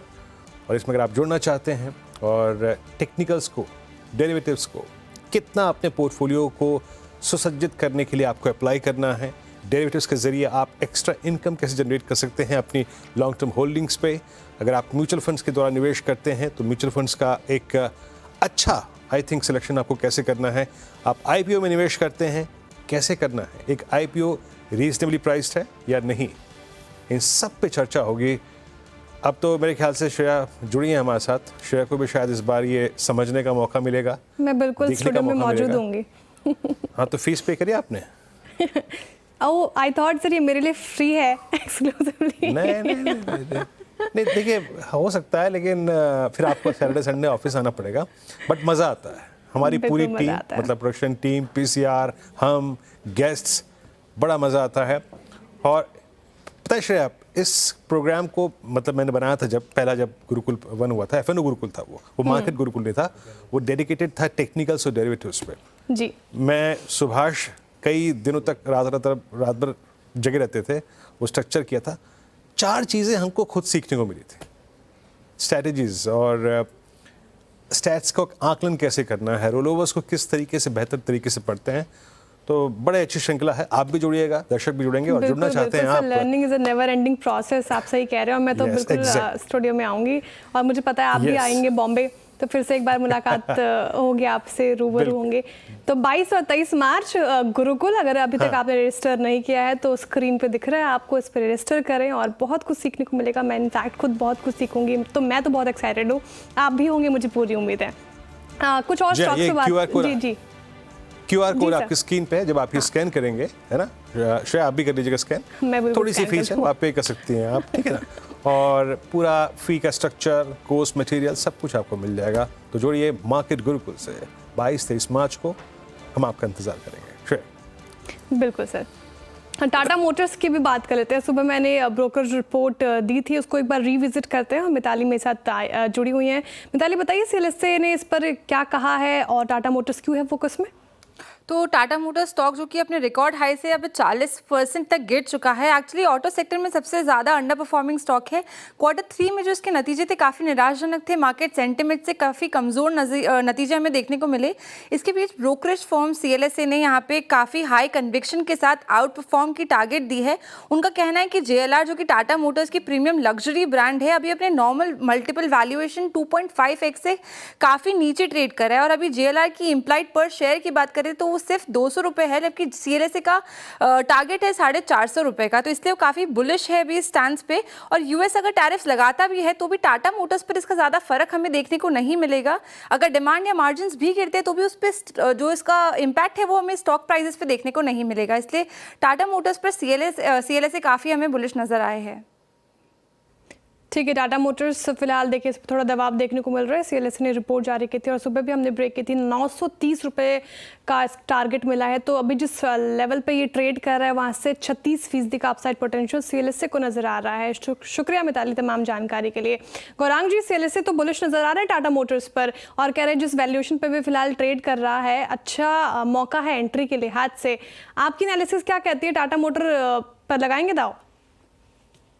श्रेया, हम तो 200-250 रुपए से सकारात्मक सा नजरिया लेकर के चलते हैं और CLSA तो काफी पहले, जब ये स्टॉक ऑटो क्षेत्र में अछूता स्टॉक था, तब से हम सकारात्मक सा नजरिया लेकर के चल रहे हैं और उसके पश्चात 1100 के आसपास भी गया और फिर गिरावट देख रहे हैं कुछ कारणों को लेकर के, नतीजों को लेकर के।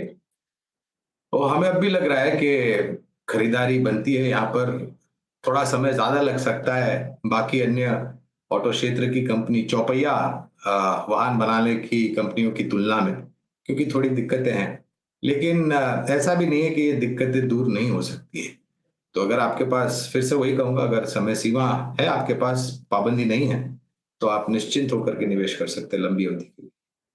लॉन्ग टर्म के लिहाज से अभी टाटा मोटर्स पसंद आ रहा है, लॉन्ग टर्म के लिहाज से होल्ड है। एक और इंडेक्स की बात करते हैं। देखिए, रियल्टी इंडेक्स में आज करीब 2% की तेज़ी है और जेफरीज ने इस पर एक रिपोर्ट निकाली है। इनफैक्ट पर्टिकुलर काउंटर पे रिपोर्ट निकाली है, लोधा पर रिपोर्ट दी है। जेफरीज ने क्या कहा है ये भी समझते हैं मिताली से। मिताली बताइए। तो यहाँ पे जेफरीज ने मैक्रोटेक डेवलपर्स के लिए टारगेट दिया है 1600 का और बाय रेटिंग दी है। कंपनी की प्री सेल्स ग्रोथ और ROE जो है वो 20% तक यहाँ पे एस्टिमेटेड है और पलावा टाउनशिप से प्रीमियम इन्वेंट्री का एक्सपेंशन कंपनी के रेवेन्यू को यहाँ पे बूस्ट करता नजर आएगा। इसके अलावा जो हायर प्रॉपर्टी प्राइसेस है और कम कॉस्ट के कारण हमें मार्जिन्स भी अच्छे यहाँ पे देखने को मिल सकते हैं। पलावा के वैल्यूएशन की बात करूँ तो वहाँ पे वो स्टॉक पर पॉजिटिव इम्पैक्ट देता हुआ नजर आएगा और शेयर प्राइस में हमें काफ़ी अपसाइड मोमेंटम देखने को मिल सकता है। कंपनी नए एरियाज में एक्सपेंशन की ओर बढ़ रहा है, जिसके कारण प्रीमियमाइजेशन और लैंड वैल्यू अप्रिसिएशन का भी पूरा फायदा कंपनी को देखने को मिल सकता है। तो लॉन्ग टर्म ग्रोथ के लिए फर्म को यहाँ पे ये स्ट्रैटेजी काफ़ी पॉजिटिव नजर आती है इस स्टैंड के लिए। ओके, शुक्रिया मिताली इस पूरी चर्चा के लिए। मैक्रोटेक आपकी स्क्रीन पे आज एक हल्के से छोटे से पुल बैक मोड में है ये स्टॉक और इस पे ये स्टैट्स रखने के लिए। अब एक काम करते हैं, थोड़ा सा इस क्लोजिंग को मतलब 3 बजे से पहले हम फाइनली किस ट्रैजेक्टरी में स्लिप होने की कोशिश कर रहे हैं उसके प्रोस्पेक्टिव समझते हैं। निफ्टी IT ने 200 EMA को छुआ, वहाँ से हल्का सा 100 अंकों का डिफरेंशियल वो निफ्टी पे विजिबल है। निफ्टी डे लो से मतलब मिड सेशन की लो से रिकवर करता हुआ, तो एक्स्ट्रा ऑर्डिनरी प्रेशर तभी आ रहा है जब निफ्टी IT सिंक हो रहा है। बट जहाँ तक निफ्टी बैंक का सवाल है, मेरे ख्याल से पोस्ट फरवरी 10 ये पहली बार होगा कि अगर इस प्राइस पे क्लोज आ जाए तो निफ्टी बैंक सारे एवरेजेस के नहीं, ये 10-20 के ऊपर क्लोज होगा। सारा नहीं, माफ़ कीजिएगा, अभी हम 200 EMA 50 और 100 के नीचे ट्रेड कर रहे हैं। बट एटलीस्ट इसके ऊपर क्लोज होगा। मेरे को जो बहुत इम्प्रेस कर रहा है, जरा प्लीज़ वो आप एक बार ICICI बैंक लेके आइए। 1259। कविता जी, आज इसने लगभग 10 दिन की वीकनेस को ओवरटेक किया, ओवरकम किया। ये क्लोज मेरे ख्याल से 50 DMI है आपकी स्क्रीन पे, कंसिडर करने लायक है, कैरी करने लायक है। अगर आप ICICI बैंक को देखें तो मुझे लगता है यहाँ एक अच्छी क्लोजिंग 1266 के ऊपर जब ये काउंटर क्लोजिंग दे देता है तो यहाँ एक अच्छे मूव एक्सटेंड हो सकते हैं। आज एक बहुत कॉन्फिडेंट कैंडल बनाने की काउंटर ने कोशिश किया है, बट आई बिलीव 1265 के ऊपर सस्टेन अगर ये रहता है काउंटर तो अपसाइड मोमेंटम 1290 1300 के लेवल की तरफ ये बढ़ता हुआ दिख सकता है। अगर पोजीशनिंग ऑलरेडी किसी ने की है तो मुझे लगता है 1245 के ऊपर जब तक मेंटेन है अपनी पोजीशन में बाय रह सकते हैं। जी, आज ICICI बैंक वाकई कंसिडर करने लायक है। मतलब मेरे स्क्रीन पे पिछले अगर आप 1 घंटे से देखें ना, कोटक बैंक सुबह से अच्छा कर रहा था, आज HDFC बैंक सुबह से अच्छा कर रहा था, लेकिन आखिरी में जो स्टॉक अपनी कमांडिंग पोजीशन में आके लौटता हुआ वो है ICICI बैंक। और कुछ काउंटर्स जो कि सिंक हो रहे हैं, टूट रहे हैं। अगर बाजार खुदा न खास्ता कल भी सिंक होता है, मतलब आज तो खैर सिंक नहीं हुआ, कल सिंक होता है, तो आपको शायद शॉर्टिंग के प्रोस्पेक्टिव से, शॉर्टिंग के नज़रिए के अंतर्गत कंसिडर करने चाहिए। उसमें ज़रा प्लीज़ एक बार लेके आइएगा टाटा एलेक्सी, क्या कोलैप्स हुआ 5987 पर। आपकी राय यहाँ पर क्या होगी? मतलब क्रैक हो रहा है स्टॉक, डे लो पर आके ट्रेड करता हुआ। राजेश सतपुते जी कैसे अप्रोच करेंगे? शॉर्टिंग का व्यू है कि टाटा एलेक्सी पे आपका टिपिकल राउंडिंग बॉटम टॉप इस वक्त स्क्रीन पे? वीरेंद्र जी देखिए, अगर टाटा एलेक्सी का डेली चार्ट देखें तो बहुत ही क्लीन ब्रेकडाउन दिखते हैं। 2 ब्रेकडाउन दिखते हैं। एक तो चैनल का आप कह सकते हैं फॉलिंग चैनल का ब्रेकडाउन था, और सेकंड जो है वो आप कह सकते हैं फ्लैग फॉर्मेशन का ब्रेकडाउन जो आज हुआ है। तो ओवरऑल इसका अगर आप स्ट्रक्चर देखें तो ये सेल ऑन राइज ही है। इसका जो टारगेट है पोजिशनली मेरे हिसाब से 5650 से लेकर 5500 का टारगेट होगा, बशर्ते यहाँ पे एक सपोर्ट है, छोटा सपोर्ट है, वो है करीबन 5840। सो 5840 ये इसका पहला टारगेट होगा। अगर वो टूटता है तो बाकी 2 टारगेट्स आएंगे। तो ट्रेंड जो है वो वीक है, छोटा मोटा पुल बैक होगा, उसमें आपको बेचना है। स्टॉप लॉस होगा 6100 का। 6100 का स्टॉप लॉस और सेल ऑन राइज की रणनीति फिलहाल टाटा एलेक्सी में अपना कर चलें आप। और एक और स्टॉक रखिए मनप्पुरम फाइनेंस, एकदम से इसमें मूव आता हुआ दिख रहा है और 8% करीब तेज़ी देखने को मिली। हालांकि बैनर, लेकिन देखिए एकदम से मूव, डे हाई पे कारोबार करता हुआ मनप्पुरम फाइनेंस। गाबा सर, चार्ट देखिए मनप्पुरम फाइनेंस का, एकदम से तेज़ी आई है, क्या इंडिकेट कर रहा है चार्ट्स? अच्छी तेजी है, बिल्कुल 205 पर ट्रेड कर रहा है मनप्पुरम फाइनेंस। बस 200 रुपए का स्टॉप लगाना चाहिए, 5 रुपए का स्टॉप है। टारगेट 210, उसके 215 भी हो सकते हैं, लेकिन 210 में एक बार तो निकल जाना चाहिए। है मोमेंटम, इसलिए क्योंकि आज बड़ा मूव मिला है तो शायद कल प्रॉफिट बुकिंग जल्दी हो, लेकिन यस अप मूव ऑन है मनप्पुरम फाइनेंस। प्रॉफिट बुकिंग भी हो सकते हैं, लेकिन आप मूव ऑन है, पसंद आ रहा है गाबसों को भी, बाइक की कॉल फिलहाल। चलिए अब विषय को थोड़ा बदलते हैं और दिल्ली इंटरनेशनल एयरपोर्ट लिमिटेड यानी कि DIAL अगले 5 साल के लिए देखिए पैसेंजर से लिए जाने वाले यूज़र डेवलपमेंट फीस को बढ़ाना चाहती है। पी कार और बिजनेस क्लास में चलने वाले यात्रियों को पैसेंजर से ज़्यादा फीस लेना चाहती हैं, लेकिन ये प्रस्ताव एयरलाइंस को पसंद नहीं आ रहा। एयरलाइंस और इनके एसोसिएशन ने एयरपोर्ट टैरिफ रेगुलेटर एरा से इस प्रस्ताव का विरोध किया है और इस पर और ज़्यादा जानकारी के साथ हमारे जुड़ चुके हैं मेरे सहयोगी रोहन सिंह जी। रोहन सिंह जी, बताइए क्या है खबर? जी, अगले 5 साल के लिए दिल्ली एयरपोर्ट पे जो टैरिफ निर्धारण है उसके स्टेक होल्डर कंसल्टेशन चल रही है, और जो प्रस्ताव दिल्ली इंटरनेशनल एयरपोर्ट की तरफ से रखा गया है अगर वो मान लिया जाता है तो जो पैसेंजर के जो एक टैरिफ पे करता है उसमें कई गुना बढ़ोतरी हो सकती है। प्रस्ताव ये है कि इस वक्त एक आम तौर पे जो डिपार्टिंग पैसेंजर है वो 145 रुपया पे करता है एक टिकट पे, उसे बढ़ाकर 315 से लेकर 610 के बीच करने का प्रस्ताव रखा गया है। और साथ ही पहली बार जो अराइविंग पैसेंजर्स हैं उन पर भी टैरिफ लगाने की बात कही गई है। और जो दिल्ली इंटरनेशनल एयरपोर्ट की तरफ से जो प्रस्ताव रखा गया है उसमें एक डिफरेंशियल टैरिफ के प्रस्ताव रखा गया है, यानी कि बिजनेस क्लास पैसेंजर से ज़्यादा किराए लिए UDF लिया जाए, जो लैंडिंग पार्किंग चार्जेस हैं वो ज़्यादा लिया जाए, जो इकोनॉमी पैसेंजर है उससे कम लिया जाए, साथ ही पीक आवर्स वाले जो पैसेंजर्स हैं उनसे ज़्यादा लिया जाए, नॉन पीक आवर्स पे कम लिया जाए।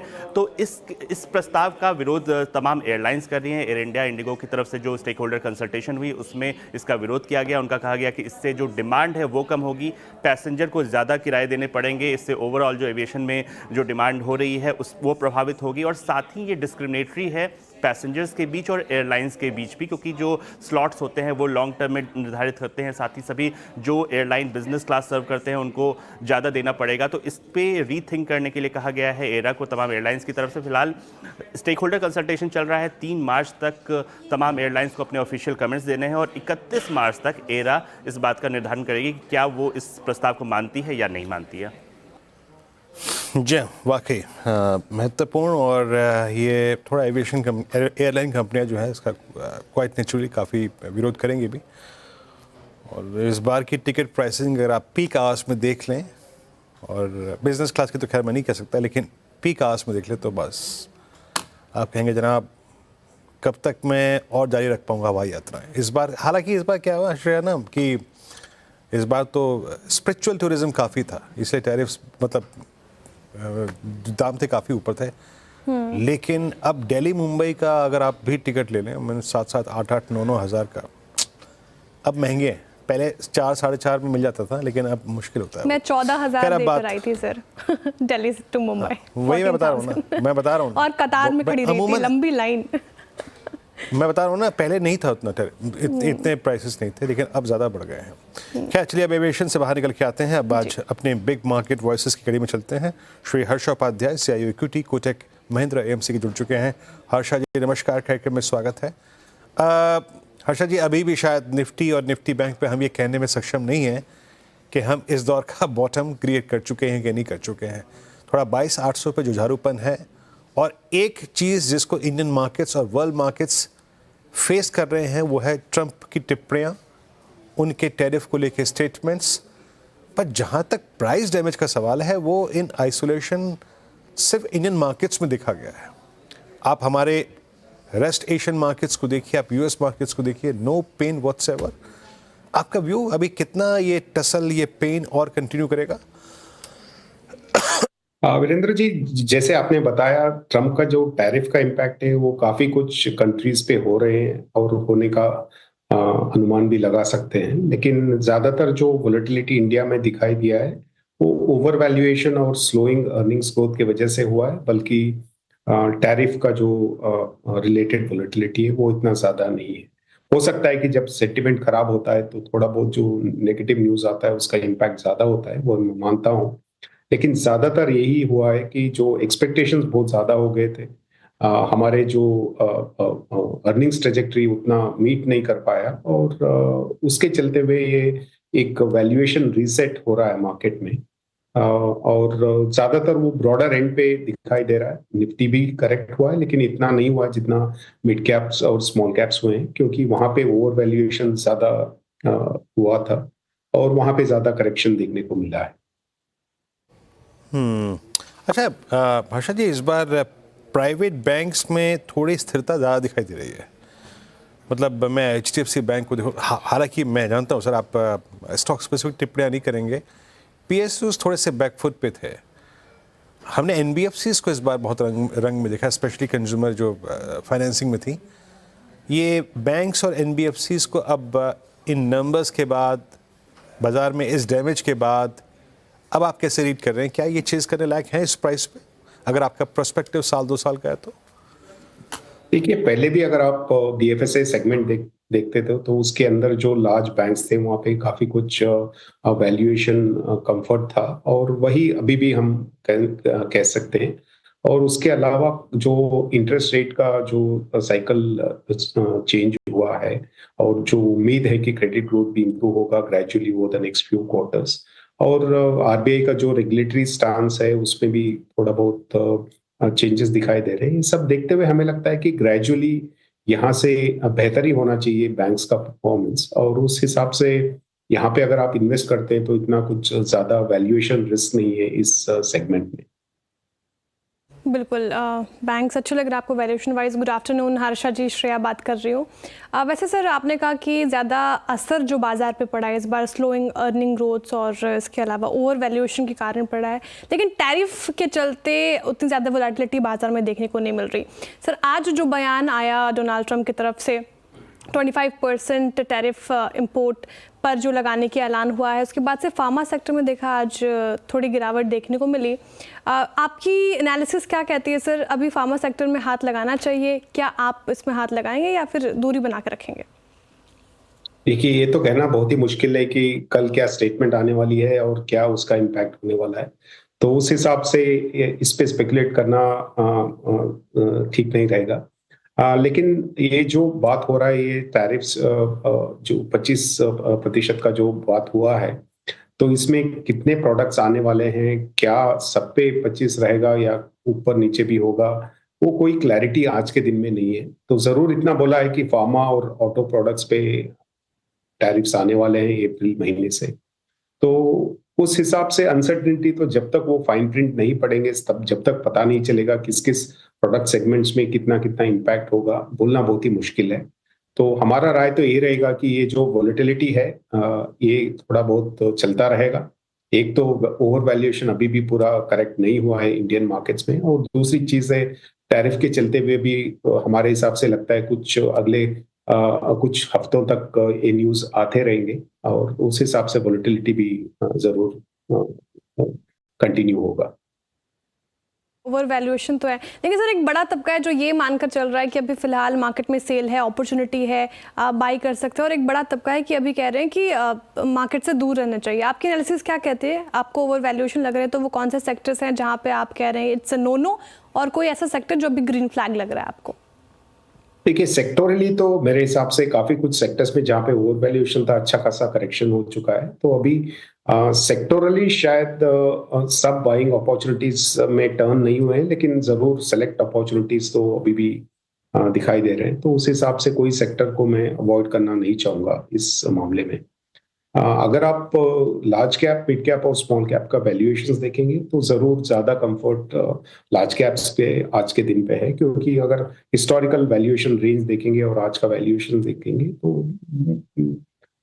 ऑलमोस्ट बराबर वैल्यूएशंस पे चल रहा है। तो यानी कि वैल्यूएशन रिस्क बहुत ज्यादा नहीं है अगर आप लंबे अवधि के लिए निवेश करते हैं। हो सकता है कि शॉर्ट टर्म में वोलेटिलिटी कंटिन्यू रहे, लेकिन अगर आप 3-5 साल का इक्विटी इन्वेस्टमेंट कर रहे हैं तो यहाँ पे लार्ज कैप सेगमेंट में इतना वैल्यूएशन रिस्क नहीं दिखाई दे रहा है। लेकिन यही बात मिड एंड स्मॉल कैप में बोलना बहुत मुश्किल है, क्योंकि अभी भी वहाँ पे ओवर वैल्यूएशन है। तो वहाँ पे बहुत ज्यादा ही स्टॉक स्पेसिफिक अपॉर्चुनिटीज ढूंढने पड़ेंगे, और इतना एग्रेसिव भी नहीं रहना चाहिए आज के दिन में भी, इतना करेक्शंस के बाद भी वहाँ पे मोर बाय ऑन डिप्स जैसा स्ट्रैटेजी यूज करना चाहिए। अच्छा हर्षा जी, मैं कभी कहावत है कहने को कि सर मुंडाते ही ओले पड़ना। बीते 5 वर्षों में ऑटो कंपनियों ने, पहले टाटा मोटर्स ने लीड लिया ईवी में, फिर उसके बाद एक एक करके और अन्य कंपनियों ने, फिर फाइनली M&M ने अपनी 2 गाड़ियों को उतार के इस पूरे स्पेस में तहलका मचा दिया। मारुति ने इस स्पेस में, जिसने शायद CNG के सिवा या फिर हाइब्रिड के सिवा ईवी पे बहुत कम कैपिटलाइज किया था, उसने भी आना प्रारंभ कर दिया। पर अब टेस्ला का आगमन मुंबई में और दिल्ली में उनके वो जो शोरूम्स खुलेंगे, आप इसे कैसे देखते हैं? आई मीन, क्या ये एक ऐसे स्पेस को जो कि पिछले 4 महीने से वैसे ही इन्वेंट्री बिल्डअप के चलते थोड़ा त्राहिमाम स्थिति में था, अब बाजार थोड़ा सा स्केप्टिकल रहेगा इस पे, या फिर आपको मानते हैं कि नहीं it's okay, I mean go ahead? Auto पे आपका टेक क्या है इस वक्त? देखिए, टेस्ला का अभी भी इंडिया में कहाँ पे प्लांट लगने वाला है या कब लगने वाला है, ये सब डिटेल्स नहीं है, और कितना जल्दी उनके प्रोडक्ट्स यहाँ पे आएंगे वो भी हमें नहीं पता है। तो एक तो बात याद रखना चाहिए कि उनका जो प्रोडक्ट्स हैं वो हर सेगमेंट में नहीं है, और इंडियन कंज्यूमर के लिए वो अभी भी काफी प्रीमियम प्रोडक्ट है। तो वहाँ पे इतना ज्यादा डिमांड नहीं है आज के दिन में। तो ये देखना पड़ेगा कि उनके प्रोडक्ट रेंज में क्या कुछ बदलाव होगा इंडियन मार्केट्स के, इंडियन कंज्यूमर के देखते हुए। अगर नहीं होता है तो मेरे हिसाब से उस कंपटीशन बहुत ज्यादा ओवरऑल ऑटो सेक्टर पे फर्क नहीं पड़ेगा। ओके आपको अगर आप देखें बहुत पॉसिबिलिटीज नहीं लग रही हैं इसके इम्पैक्ट की, ठीक है, ये आपने अपने प्रश्न बता दिया, उत्तर बता दिया। अच्छा लास्ट प्रश्न आपसे पॉसिबली लूँगा यहाँ पर, मतलब जो कि मार्केट की प्राइस परफॉर्मेंस से उस स्पेस का जिसे कहते हैं ना, आई मीन कन्विक्शन बढ़ता है। इक्विटी मार्केट्स जब अच्छा करते हैं, मिड कैप स्मॉल कैप अच्छा करते हैं, तो एग्जैक्टली वो रिफ्लेक्ट होता है रियल स्टेट प्राइसेस में। इस बार गजब का डैमेज है हर्षा जी रियल स्टेट में, देखिए आप, और रियल स्टेट एंसिलरी की तो पूछे ही मत। आई मीन एस्ट्रल के भाव आधे हो गए हैं, तो इस स्पेस में आप लोगों ने कुछ बाइंग करी है क्या? देखिए वहां पे भी वही था जो overall mid and small cap में हुआ था, जो ओवर वैल्यूएशन का स्थिति।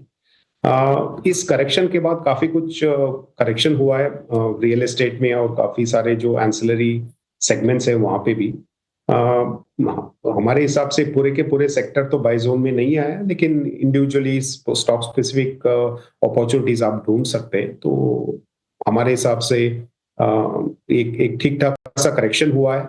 अभी क्या स्टॉक्स चुनते हैं उसके अंदर वो उस पर निर्भर करता है आपके परफॉर्मेंस क्या होने वाला है आगे जाके। बिल्कुल सर। हर्षा जी मेरी तरफ से भी आखिरी सवाल होगा ये, हर सेक्टर पे हमने अच्छी तरीके से चर्चा किया, लेकिन सर क्विक कॉमर्स स्पेस को लेकर मेरा सवाल है। जोमेटो देखिए आज इसमें अच्छी तेज़ी देखने को मिल रही है, 4.5% तेज़ होकर कारोबार कर रहा है। Quick commerce as a space आपको कैसा लग रहा है, बेट लगा रहे हैं इस पे?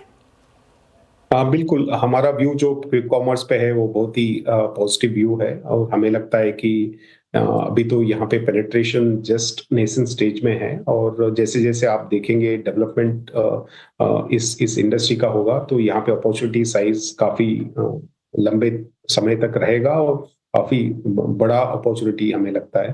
तो हमारा व्यू यहाँ पे बहुत ही पॉजिटिव है, और हम पार्टिसिपेट भी कर रहे हैं हमारे पोर्टफोलियोज के। ओके हर्षा जी बहुत बहुत शुक्रिया, आप इस कार्यक्रम में शामिल हुए और सभी सेक्टर्स पर अपनी राय रखी आपने।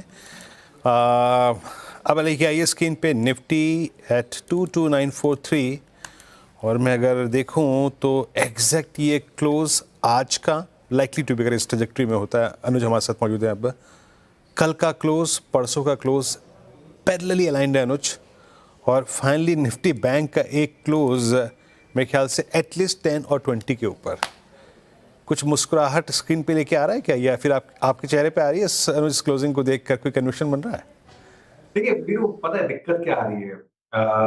अगर आज निफ्टी आईटी ने बीच में थोड़ा सा ये प्रॉब्लम ना क्रिएट करी होती ना, तो आज मैं बहुत दिनों के बाद कहता कि आप लॉन्ग पोजीशन घर लेकर जाइए। लेकिन जब एक इतना बड़ा तबका मार्केट का एक क्रूशियल लेवल के इतने करीब हो, तो थोड़ा सा वो दिक्कत करता है। प्लस जो आज की निफ्टी की क्लोज है, आप देखिए आज के हाई और लो के बीचों बीच है, ना हाई पे बंद हो रहा है ना लो पर बंद हो रहा है। लेकिन एक अच्छी चीज हुई है, पिछले 15-20 मिनट में वापस वो जो डिक्लाइन आ रही थी वो अरेस्ट हुई, हम देरों तक नहीं गए। तो मेरा ये मानना होगा कि अगर आप एक बहुत बड़े ब्रेव हार्ट हैं तभी लॉन्ग पोजीशन कैरी करें, वरना न्यूट्रल ही होकर जाए।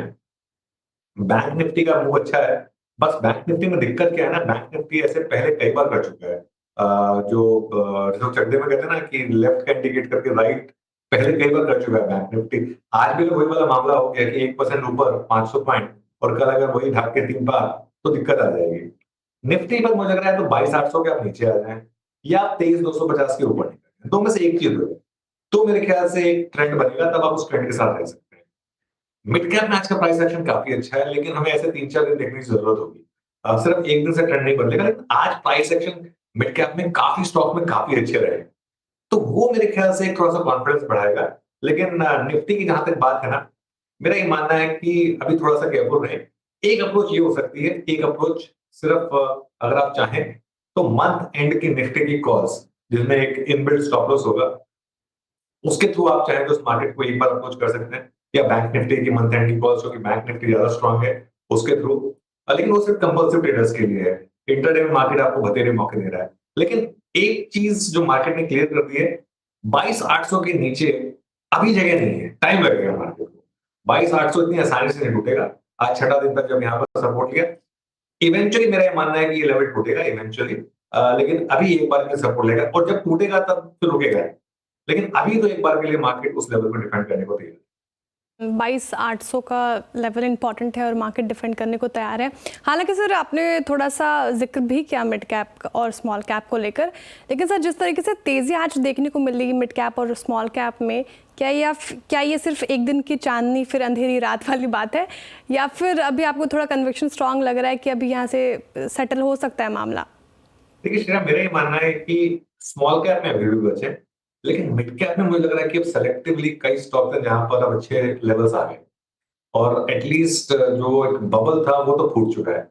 लेकिन सिर्फ एक दिन से ना ट्रेंड नहीं बदलता है, और अभी भी आपको याद होगा एक नवंबर में भी एक रैली हुई थी मार्केट में, काउंटर ट्रेंड रैली, इसमें small cap almost all time high तक पहुंच गया था और उसके बाद हमने वापस गिरावट देखी थी।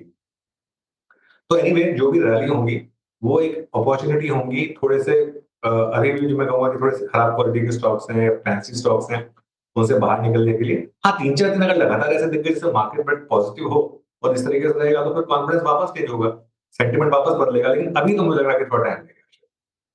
थोड़ा टाइम लगेगा। शुक्रिया सर हमारे साथ जुड़ने के लिए। अब आप शाम के पोहा, चाय और जलेबी का लुत्फ उठाइए एमपी में। ठीक है, अब चलते सीधे डीलिंग रूम से क्या कुछ संकेत मिल रहा है। यतिन जी हमारे साथ जुड़े हुए हैं। यतिन जी बताइए डीलिंग रूम से क्या कुछ संकेत? देखिए आज जो डीलिंग रूम्स हैं वो फिर से एक बार काफ़ी सारे मिड कैप एफएनओ स्टॉक्स पे ध्यान दे रहे हैं। सबसे पहले एनबीसीसी और ये जो पीएसयू स्टॉक है यहाँ ऊपर के लेवल से काफ़ी अच्छा करेक्शन हमने देखा है। आज काफ़ी सारे एचएनआईज यहाँ खरीदारी कर रहे हैं और डीलर्स की अगर आप माने तो पीएसयू स्टॉक्स पे खरीदारी का माहौल रहेगा। पोजिशनली स्टॉक पे 85 से लेकर 90 तक के टारगेट्स देखने को मिल सकते हैं। तो ये एक स्टॉक है जो आज एचएनआई और डीलर डेस्क के रेडार पे हैं। इसके अलावा मेटल स्टॉक्स में से हिंडाल्को पे भी डीलर्स की नज़र है। डीलर्स को लगता है यहाँ बीटीएसटी का ट्रेड आप ले सकते हैं 630-640 तक के लेवल्स के लिए, और काफ़ी बाइंग आपको डोमेस्टिक फंड्स के द्वारा देखने को मिल रही है मेटल स्टॉक्स में। Across the board steel stocks हो चाहे एल्यूमिनियम स्टॉक्स हो, अक्रॉस द बोर्ड आपको खरीदारी देखने को मिल रही है। शुक्रिया यतिन इस पूरी चर्चा के लिए। और हिंडाल्को और शायद मेटल्स में ये 2 कंसेक्यूटिव सेशन होंगे जब स्ट्रेंथ परसिस्ट कर रही है शॉर्ट कवरिंग। शुक्रिया यतिन। अब एक काम करते हैं, ट्रेड्स को पिक करना शुरू करते हैं और पहला ट्रेड पिक करते हैं मानस से। मानस, क्या कॉल रहेगी आपके लिए कल के लिए, क्या कैरी कर रहे हैं? देखिए अब बीएससी पे खरीदारी करने की राय रहेगी। बीटीएसटी कॉल लेना चाहिए बीएससी में, क्योंकि जिस तरह के पैटर्न बन रहे हैं और स्टॉक ने अपने 20 डे और 10 डे मूविंग एवरेज को रीगेन किया है, मेरे ख्याल से यहाँ पर कल भी तेजी चालू रहेगी। तो बीएससी के फ्यूचर में खरीदारी करने की राय रहेगी। 54.74 का स्टॉप लॉस लगाना है आपको और ऊपर की तरफ 5900 के टारगेट सेट करने हैं। डिस्क्लेमर है कि डिस्क्लोजर है कि इस पे हमने अपने क्लाइंट्स को भी रिकमेंडेशन दिया हुआ है। ठीक है, बीएससी की फ्यूचर्स में खरीदारी की राय। राजेश जी आपकी पिक क्या होगी, बीटीएसटी एसटीबीटी? श्रेया जी, मैं मेटल सेक्टर से जेएसडब्ल्यू स्टील को लेके जाऊंगा। मुझे लगता है यहाँ पे पैटर्न अच्छा है, काउंटर में स्ट्रेंथ है। हालांकि आज ऊपरी लेवल से थोड़ा सा करेक्ट हुआ है, लेकिन इसने अपने इंपॉर्टेंट लेवल्स को रिस्पेक्ट किया है और वो लेवल है करीबन 970 का। तो जब तक ये 970, 975 का क्लस्टर मेंटेन करता है तब तक पूरे चांसेस है कि ये ब्रेकआउट देगा। तो 977 करंट मार्केट प्राइस है, बाय करे। स्टॉप लॉस रहेगा इसका 965 का, और इसका कल का टारगेट, पहला टारगेट होगा करीबन 1020 का। तो अगर मैं सही हूं तो आई थिंक मेटल में JSW steel it's on verge of breakout. तो अगेन वही फंडा, मेटल्स में स्ट्रेंथ है। कल भी शॉर्ट कवरिंग थी, आज भी शॉर्ट कवरिंग। प्रकाश सर आप क्या पिक करेंगे?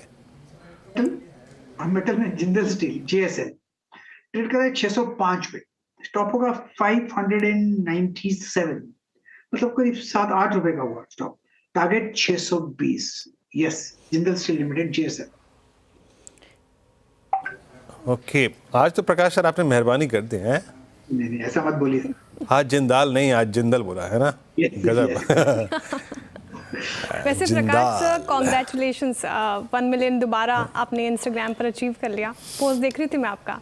थैंक यू, शुक्रिया, थैंक यू। ठीक है। 2 कॉल्स मेटल पैक से आए हैं, जेएसडब्ल्यू स्टील और जिंदल स्टील। कविता जी आप बताइए आप क्या चुन रही हैं कल के लिहाज से? तो Shriram finance highly oversold counter आज अपने 10 EMA को क्रॉस कर रहा है and 20 EMA is quite far.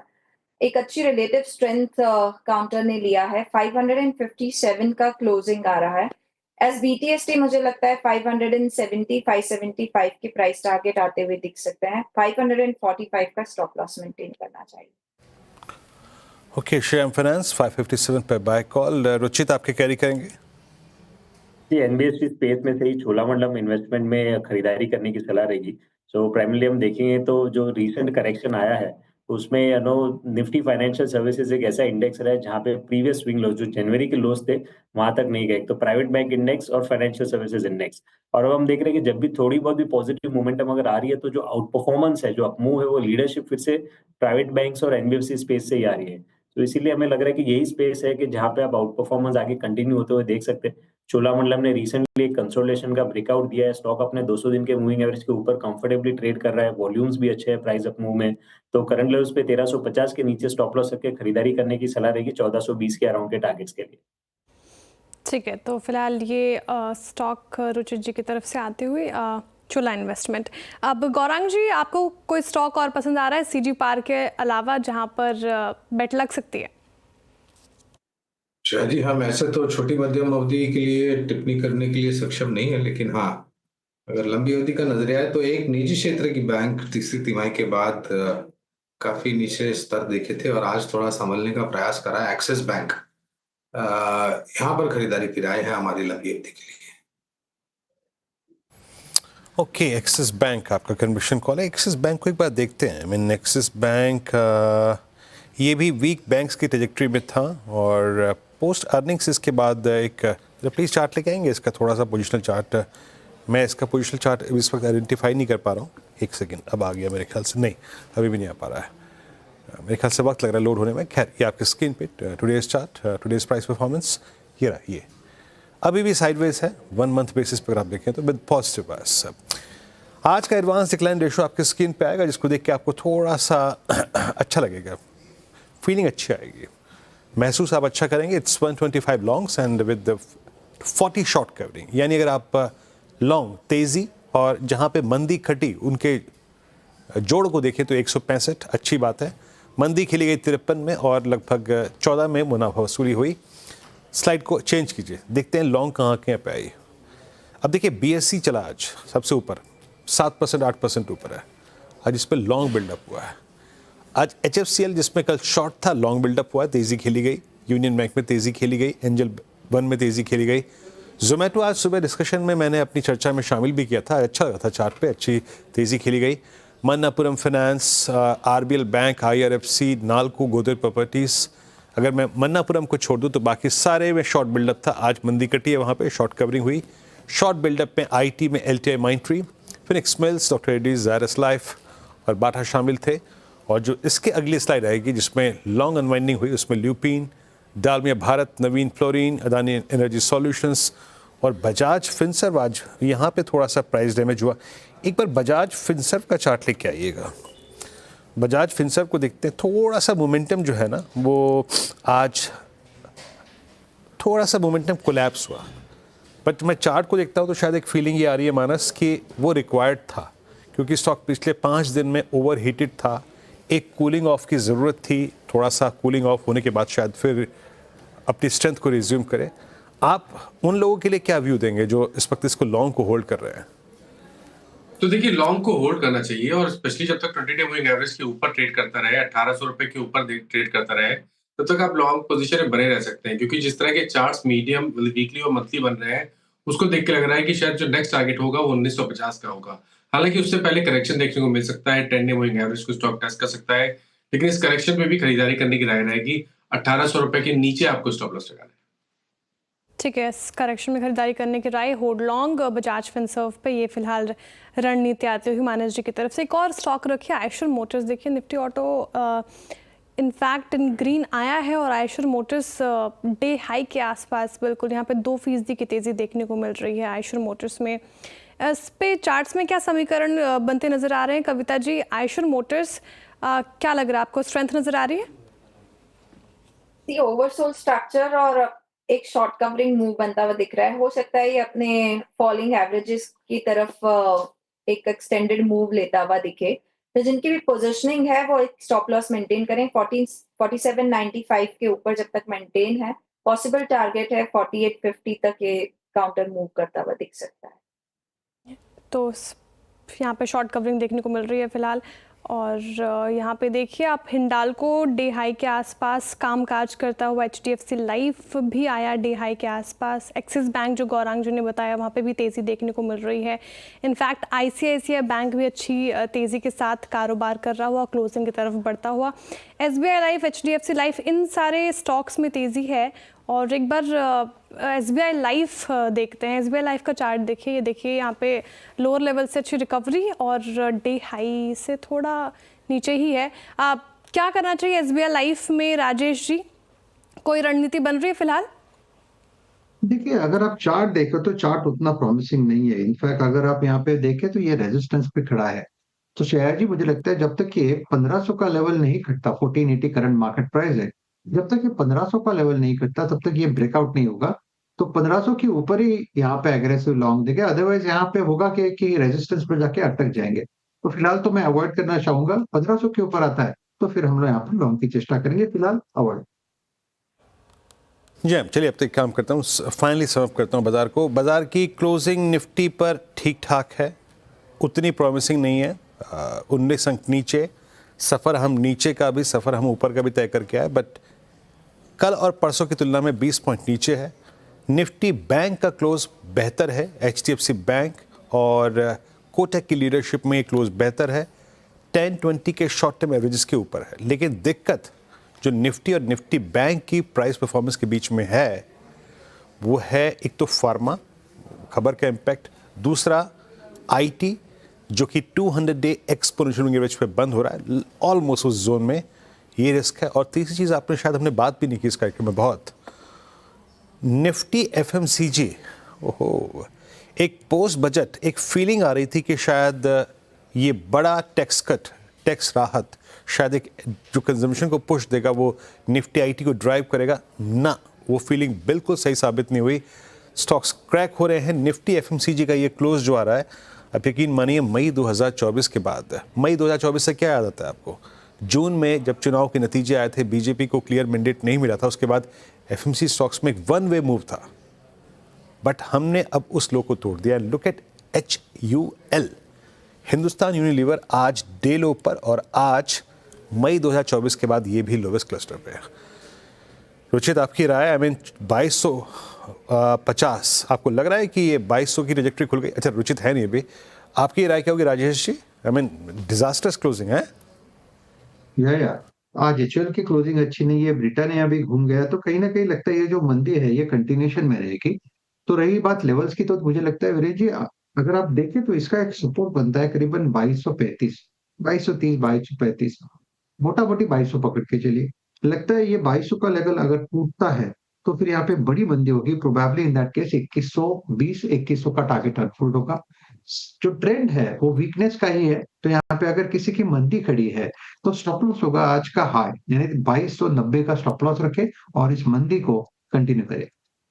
2290 का स्टॉप लॉस मंदी को कंटिन्यू करने की फिलहाल ये रणनीति है HUL में। इनफैक्ट वीरेंद्र जी एकदम सही कह रहे थे, पूरा बाजार ये मानकर चल रहा था कि जिस पर्सनल टैक्स में कटौती की वजह से FMCG बूस्ट करेगा, वो होता दिखा नहीं। और हमने बहुत सारे एनालिस्ट पे बात भी की इससे। इनफैक्ट देखिए नेस्ले इंडिया भी डे लो के आसपास क्लोज हो रहा है, ब्रिटानिया में भी गिरावट जारी है। नेस्ले इंडिया का चार्ट रखिए, काफ़ी ज़्यादा सवाल जो मैं पंचनामा भी कर रही होती हूँ तो एक बड़ा तबका है जो नेस्ले इंडिया पे पूछ रहा होता है।